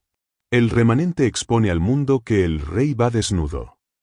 Al predicar el mensaje del tercer ángel, Apocalipsis capítulo 14, versículos 9 al 12, están diciendo al mundo: ese sistema que parece tan piadoso, tan antiguo y tan poderoso, es en realidad Babilonia la Grande, la madre de las rameras, y ha caído. Esa predicación provocará la ira. Pero es una ira que confirma la verdad. El comentario bíblico adventista señala que la marca de la bestia no es un chip ni un tatuaje visible, sino una marca de lealtad. Se recibe en la frente, convicción intelectual, o en la mano, conveniencia práctica. Es la aceptación de la autoridad humana por encima de la divina. Por el contrario, el sello de Dios, mencionado en Apocalipsis capítulo 7, contiene el nombre del Padre escrito en las frentes de los 144.000. Es un carácter transformado a la semejanza de Cristo y una lealtad inquebrantable a su ley inmutable.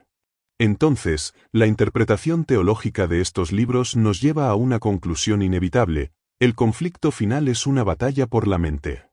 Satanás quiere tu mente para llenarla de sensacionalismo, milagros falsos y una teología cómoda que permita el pecado. Dios quiere tu mente para escribir en ella su ley y su carácter. Daniel propuso en su corazón no contaminarse, Daniel capítulo 1, versículo 8. Esa decisión, tomada en su juventud, fue la base teológica de su vida. Entendió que su cuerpo y su mente pertenecían a Dios.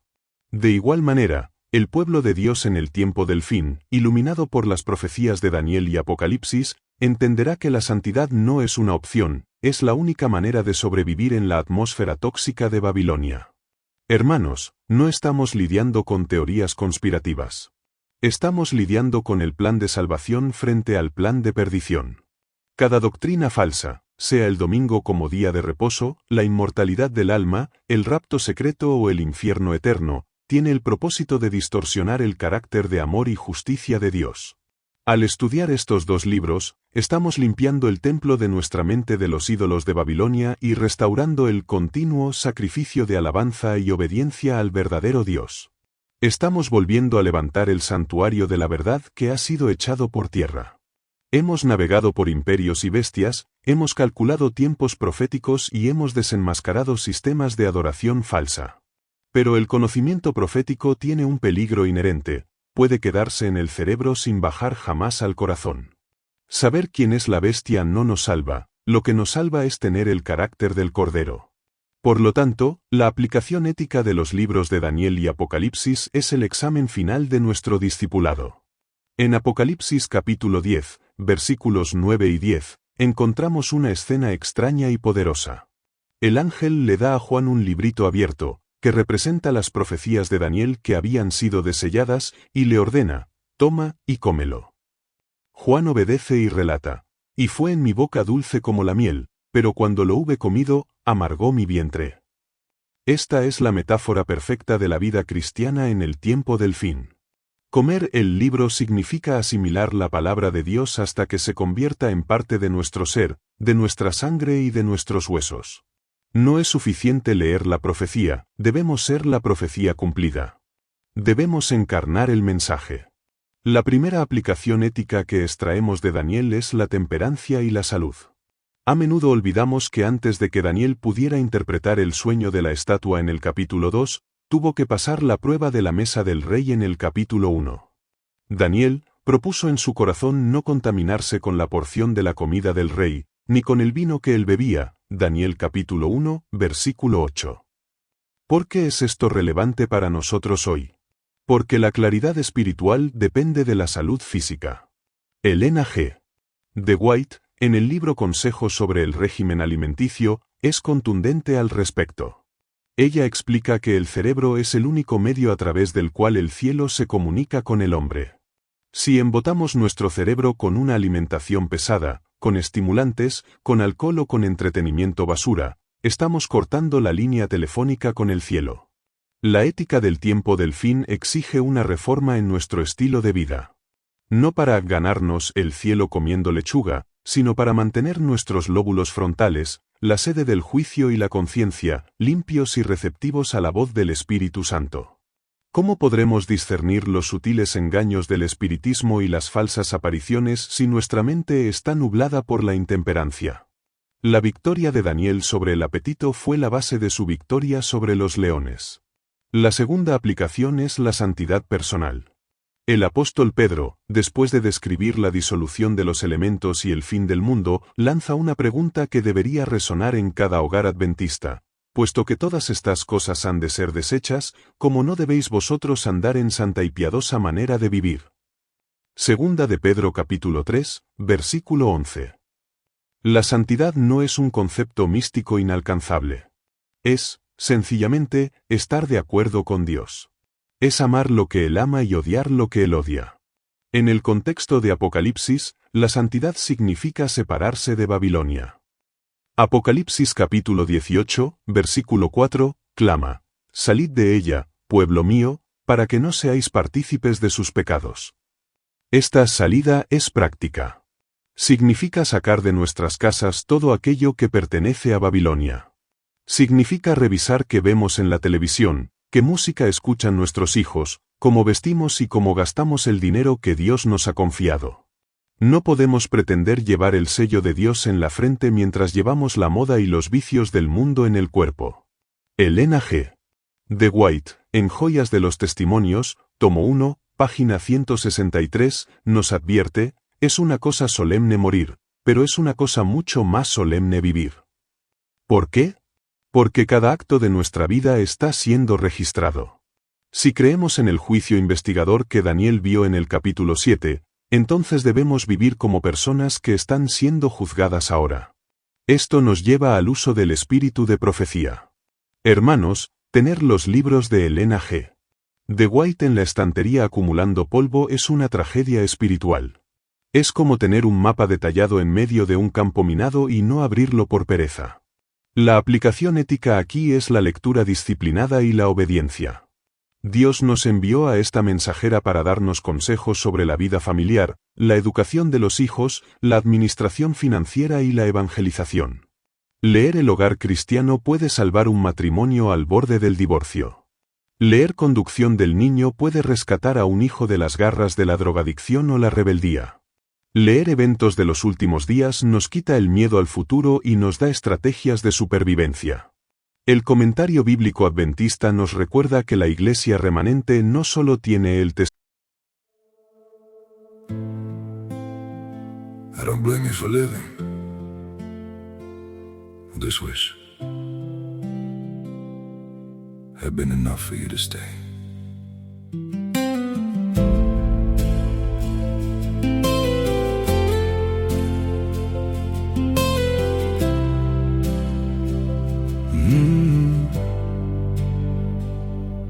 I saw it coming in the way you changed, in the silence between your words.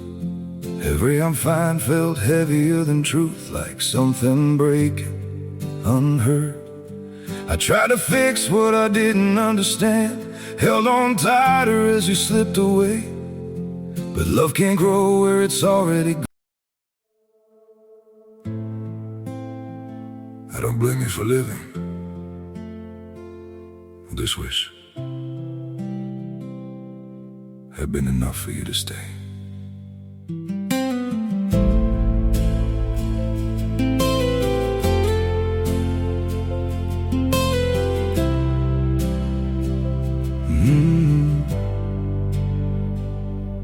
I saw it coming in the way you changed, in the silence between your words. Every I'm fine felt heavier than truth, like something breaking, unheard. I tried to fix what I didn't understand, held on tighter as you slipped away. But love can't grow where it's already gone. I don't blame you for living this wish had been enough for you to stay.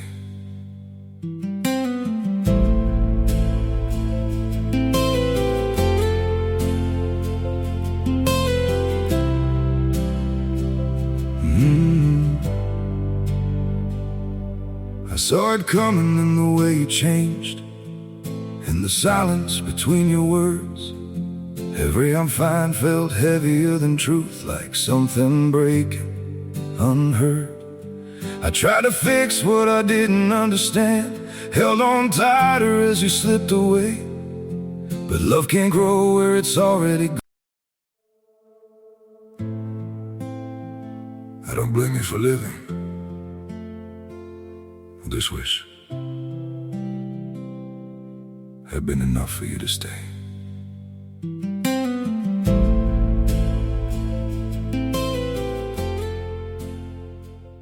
Testimonio de Jesús, sino que lo guarda. Guardar significa atesorar, proteger y obedecer. Despreciar la luz menor es, inevitablemente, terminar despreciando la luz mayor, la Biblia. Otra lección ética fundamental de estos libros es la fidelidad bajo presión. En Daniel capítulo 3, Sadrac, Mesac y Abed-Negó no sabían si Dios los libraría del fuego. Su respuesta al rey fue épica: «Y si no, nos libra. Sepas, oh rey, que no serviremos a tus dioses». Daniel capítulo 3, versículo 18. Esta es la fe que necesitamos. Una fe que no depende de resultados inmediatos. Hoy en día, la presión no es un horno de fuego literal, sino la presión social para conformarnos. La presión para trabajar en sábado porque hay cuentas que pagar. La presión para callar nuestras convicciones bíblicas para no ser llamados intolerantes o fanáticos. La ética de Daniel y Apocalipsis nos llama a ser, como diría Elena G. de White en La Educación, página 57, hombres que no se compren ni se vendan, hombres que sean sinceros y honrados en lo más íntimo de sus almas, hombres que no teman llamar al pecado por su nombre exacto, hombres cuya conciencia sea tan leal al deber como la brújula al polo. Finalmente, la aplicación espiritual culmina en la misión. Apocalipsis capítulo 10 no termina con Juan comiendo el libro. El versículo 11 dice: es necesario que profetices otra vez sobre muchos pueblos, naciones, lenguas y reyes. La digestión de la profecía debe producir energía para la misión. No estudiamos Daniel y Apocalipsis para formar un club exclusivo de intelectuales que saben decodificar símbolos. Lo estudiamos para salir y advertir al mundo. Si sabemos que el barco se hunde, Babilonia ha caído, y sabemos dónde está el bote salvavidas, Cristo y su verdad, es criminal quedarnos callados. El verdadero estudiante de profecía es, por definición, un evangelista. No puede contener el mensaje. Siente un fuego en sus huesos, como Jeremías. Sabe que cada ser humano que encuentra es un alma por la cual Cristo murió y que pronto tendrá que enfrentar la crisis final. Así que, la pregunta ética para nosotros hoy es, ¿refleja mi vida la urgencia de mi teología? Si un extraño observara mi agenda, mis gastos y mis conversaciones de la última semana, ¿llegaría a la conclusión de que creo que Jesús viene pronto? ¿O pensaría que estoy planeando quedarme aquí para siempre? El tiempo es corto, hermanos. Las profecías de Daniel que se cumplieron al pie de la letra nos garantizan que las de Apocalipsis se cumplirán con la misma exactitud. Estamos viviendo en tiempo prestado. Cada sábado que pasa en paz es un regalo de la misericordia divina para que nos preparemos y preparemos a otros. Que nuestra vida sea un sermón vivo. Que nuestra salud, nuestra familia y nuestros negocios sean un testimonio de que servimos a un Dios santo. Porque pronto, muy pronto, el decreto saldrá: el que es injusto, sea injusto todavía, y el que es inmundo, sea inmundo todavía, y el que es justo, practique la justicia todavía. Apocalipsis capítulo 22, versículo 11. Asegurémonos de estar en el lado correcto de esa sentencia cuando se cierre el libro. En el próximo bloque, entraremos en la dimensión de la esperanza y la protección. Veremos cómo, a pesar de la magnitud de la crisis, Dios ha diseñado un plan de seguridad sobrenatural para aquellos que han hecho de la verdad su refugio. Hemos visto el panorama de la historia y hemos entendido nuestras obligaciones éticas. Pero la Biblia nos advierte que antes de la venida de Cristo, la Iglesia pasará por un proceso de purificación interna y selección divina. No todos los que profesan esperar al Señor estarán de pie cuando Él aparezca. Dos eventos simultáneos marcarán el destino eterno de cada creyente: el zarandeo y el sellamiento.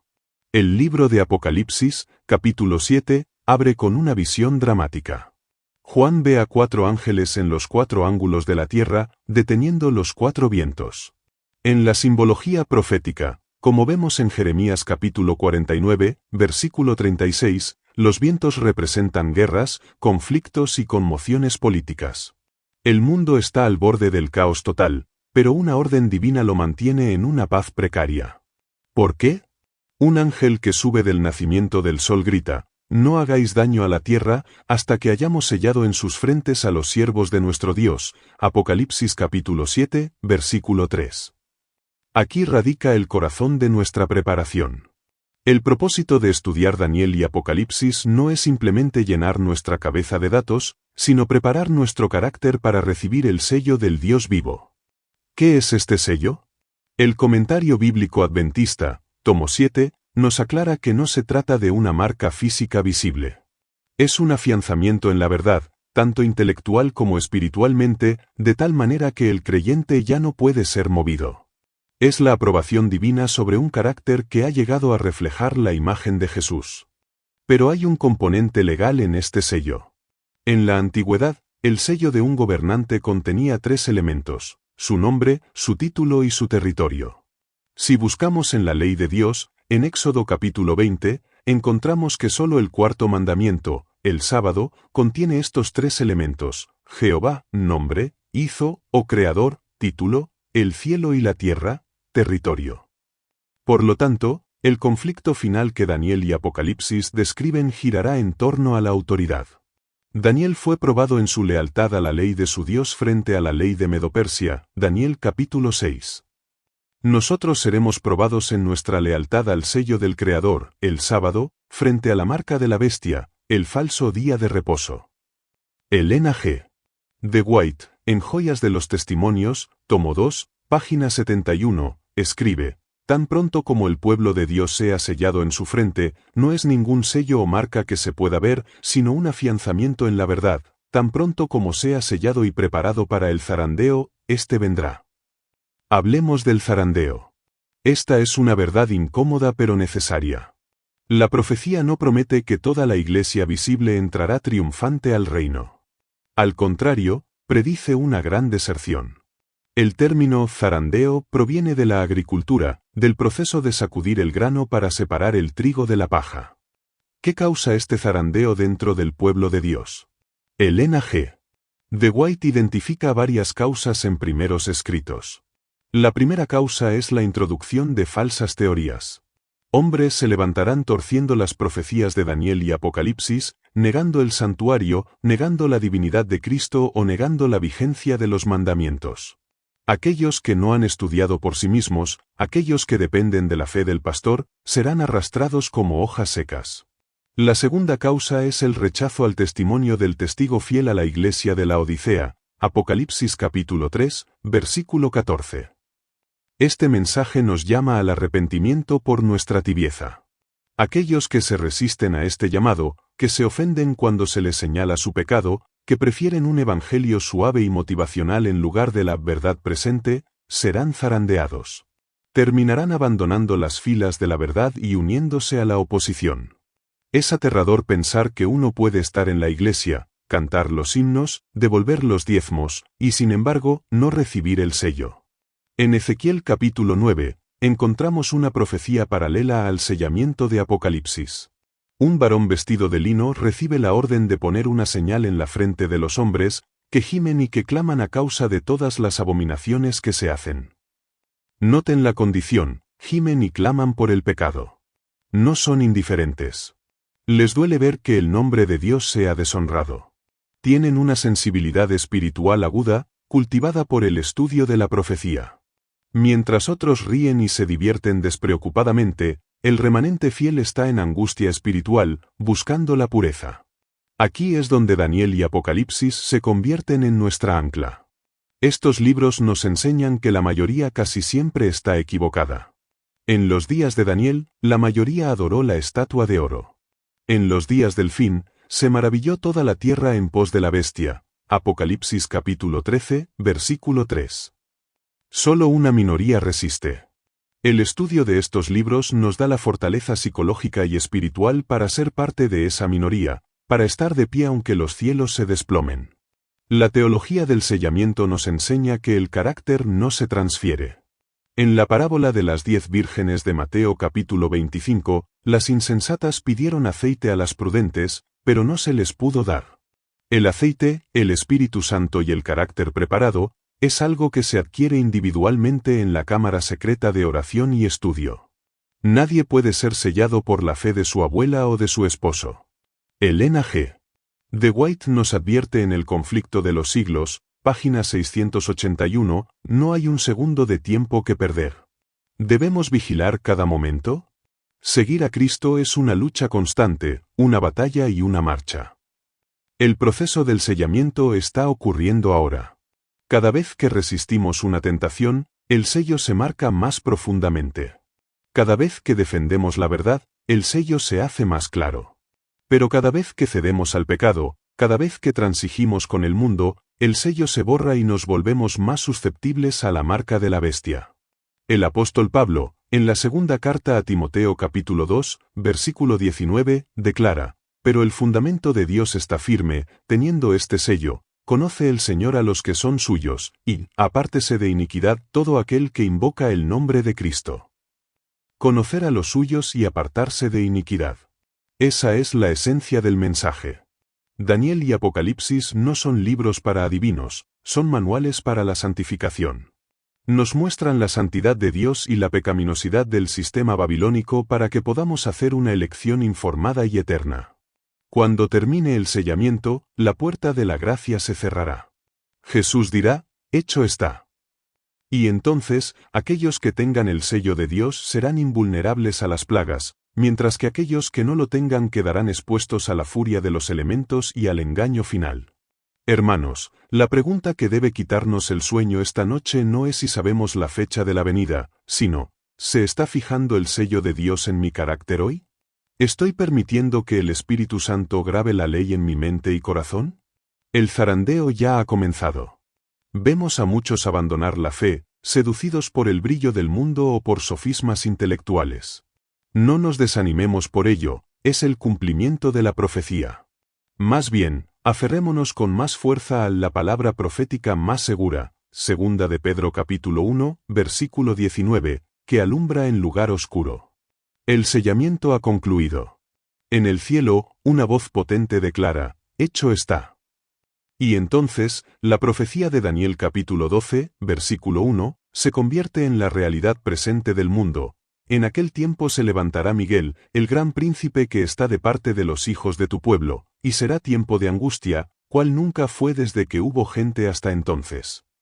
Detengámonos en la frase se levantará Miguel.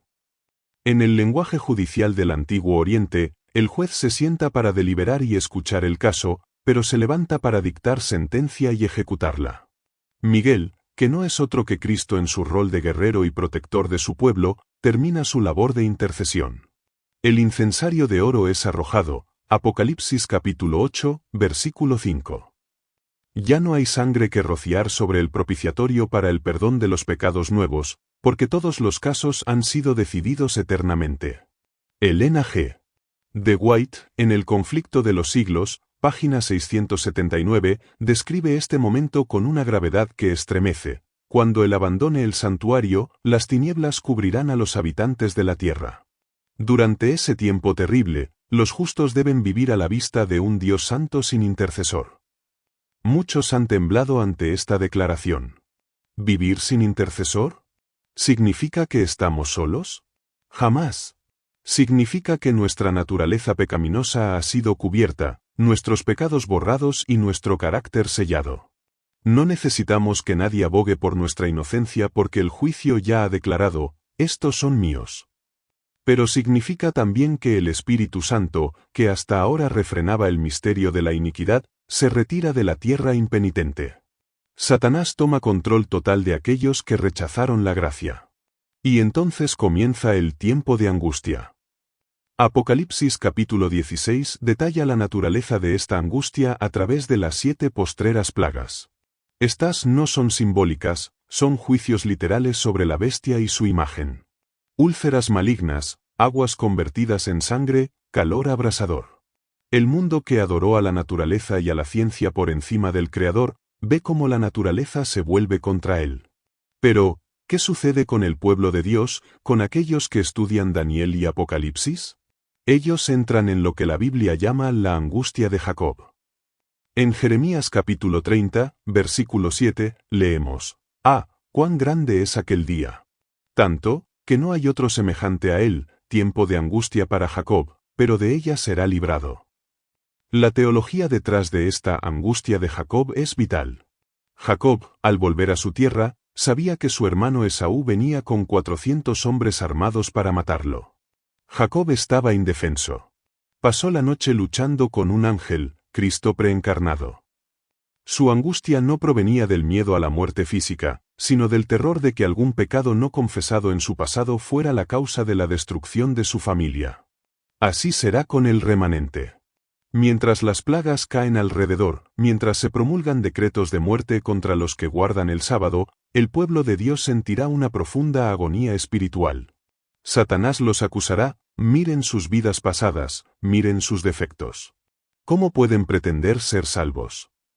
Y aunque sus pecados han sido borrados en el cielo, ellos no tienen una visión inmediata de los libros. Viven por fe pura. Su lucha es para aferrarse a la promesa, para no soltar al ángel hasta recibir la bendición final. Esta experiencia es necesaria. Elena G. de White explica que esta prueba final consumirá cualquier vestigio de terrenalidad. Su confianza en sí mismo será destrozada para que su confianza en Cristo sea absoluta. Aprenderán que no son salvos por ser buenos, sino por la misericordia del pacto eterno. Sin embargo, en medio de esta oscuridad psicológica y física, la protección de Dios brillará como nunca antes. Aquí es donde Daniel y Apocalipsis nos ofrecen el consuelo más dulce. El Salmo 91 se cumplirá literalmente: no te sobrevendrá mal, ni plaga tocará tu morada, versículo 10. Mientras el mundo sufre sed porque las fuentes de agua son sangre, Apocalipsis capítulo 16, versículo 4, se cumple la promesa de Isaías capítulo 33, versículo 16, se le dará su pan y sus aguas serán seguras. El comentario bíblico adventista nos recuerda la historia de Elías. Cuando hubo hambre y sequía en Israel por 3 años y medio, el mismo periodo profético simbólico de la tribulación, Dios no hizo llover sobre todo el país para salvar a Elías. Dios escondió a Elías junto al arroyo de Querit y ordenó a los cuervos que le llevaran comida. De igual manera, en el tiempo del fin, Dios esconderá a su pueblo. Algunos serán encarcelados, testificando ante gobernantes, pero otros serán guiados a lugares desolados, a las fortalezas de las rocas. Elena G. de White vio en visión que las casas de los santos brillaban con una luz que no era de este mundo. Los ángeles de Dios, que excelen en fortaleza, formarán un muro de fuego alrededor de ellos. Ninguna plaga puede tocar a un sellado. Ningún demonio puede cruzar la línea trazada por la sangre de Cristo. Pero el clímax de la angustia llega con el decreto de muerte. Apocalipsis capítulo 13, versículo 15, dice que la imagen de la bestia hará que sean muertos todos los que no adoren la imagen de la bestia. El mundo culpará a los adventistas, a los guardadores del sábado, de todas las calamidades. Dirán, los dioses están ofendidos porque este grupo no se une al día de reposo mundial, el domingo, y por eso tenemos estas plagas. Se fijará una noche para exterminarlos de un solo golpe. Es la repetición de la historia de Esther y el decreto de Amán contra los judíos. Es aquí, en el borde del abismo, donde la fe forjada por el estudio de Daniel y Apocalipsis sostiene al creyente. Ellos recuerdan la historia. Recuerdan que el horno de fuego de Nabucodonosor fue calentado 7 veces más, pero el cuarto hombre apareció en medio de las llamas. Saben que los leones de Darío estaban hambrientos, pero un ángel cerró sus bocas. Esas historias no están en la Biblia para entretener a los niños en la escuela sabática, están allí como jurisprudencia legal para el tiempo del fin. Dios está obligado por su propio pacto a intervenir. Elena G. de White describe el momento de la liberación en el conflicto de los siglos, página 693, esa medianoche cuando Dios manifiesta su poder para librar a su pueblo. Sale el sol en todo su esplendor. Aparece una señal en el cielo. Todo es terror y confusión para los malvados, pero para los justos todo es solemne gozo. La aplicación espiritual para nosotros hoy es clara: debemos aprender a confiar en Dios en las pequeñas pruebas ahora, para poder confiar en Él en la gran prueba después. Si nos desesperamos hoy porque perdemos un empleo o porque enfermamos, ¿cómo reaccionaremos cuando se decrete nuestra muerte? La fe es un músculo. Se atrofia con la comodidad y crece con la resistencia. El estudio profundo de las profecías ejercita ese músculo. Nos permite ver el final de la película antes de que empiece, dándonos la certeza de la victoria. Hermanos, no temamos al tiempo de angustia. Temamos más bien la comodidad espiritual que nos deja sin preparación. Dios ha prometido: cuando pases por las aguas, yo estaré contigo, y si por los ríos, no te anegarán. Cuando pases por el fuego, no te quemarás. Isaías capítulo 43, versículo 2. No dice si pasas, dice cuando pases. La tribulación es inevitable, pero la destrucción es imposible para el que está en Cristo. Nuestra seguridad no radica en búnkeres, armas o reservas de oro, sino en el conocimiento experimental de Dios y en la obediencia a su palabra. Estamos protegidos por el decreto más alto del universo. El tribunal celestial ha fallado a nuestro favor. Y aunque la tierra tiemble y los montes se pasen al corazón del mar, Jehová de los ejércitos está con nosotros, nuestro refugio es el Dios de Jacob. Salmo 46, versículo 7. Imaginemos el escenario. El decreto de muerte contra el pueblo de Dios está a punto de ejecutarse. Es la hora más oscura de la noche. Pero, de repente, la lógica humana se quiebra. Dios interviene. Elena G.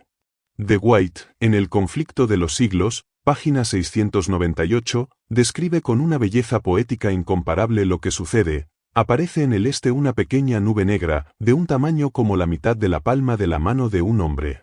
Es la nube que envuelve al Salvador y que a la distancia parece rodeada de oscuridad. El pueblo de Dios sabe que es la señal del Hijo del Hombre. Aquí se cierra el círculo profético de Daniel.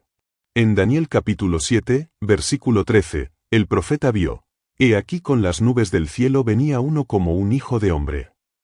Lo que Daniel vio en visión hace 2500 años, ahora el remanente lo ve con sus propios ojos. La fe se convierte en vista. La teología se convierte en realidad. A medida que esa nube se acerca, se vuelve más brillante, más gloriosa, hasta convertirse en una gran nube blanca, cuya base es como fuego consumidor y sobre ella el arco iris del pacto.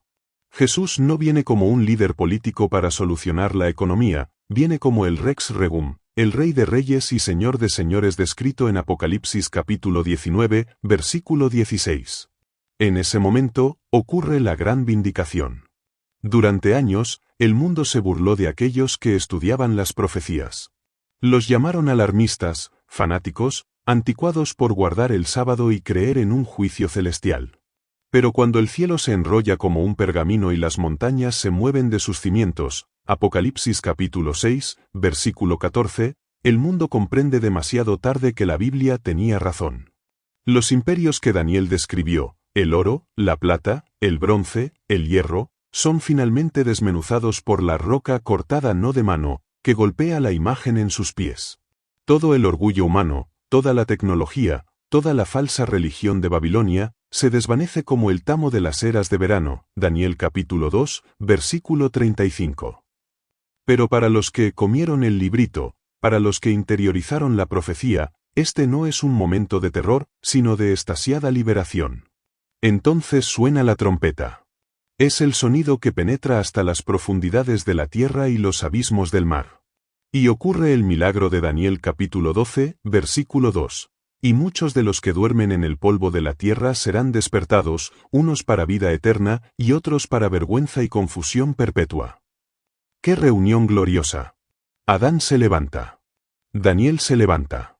Juan se levanta. Los mártires de la Edad Media se levantan.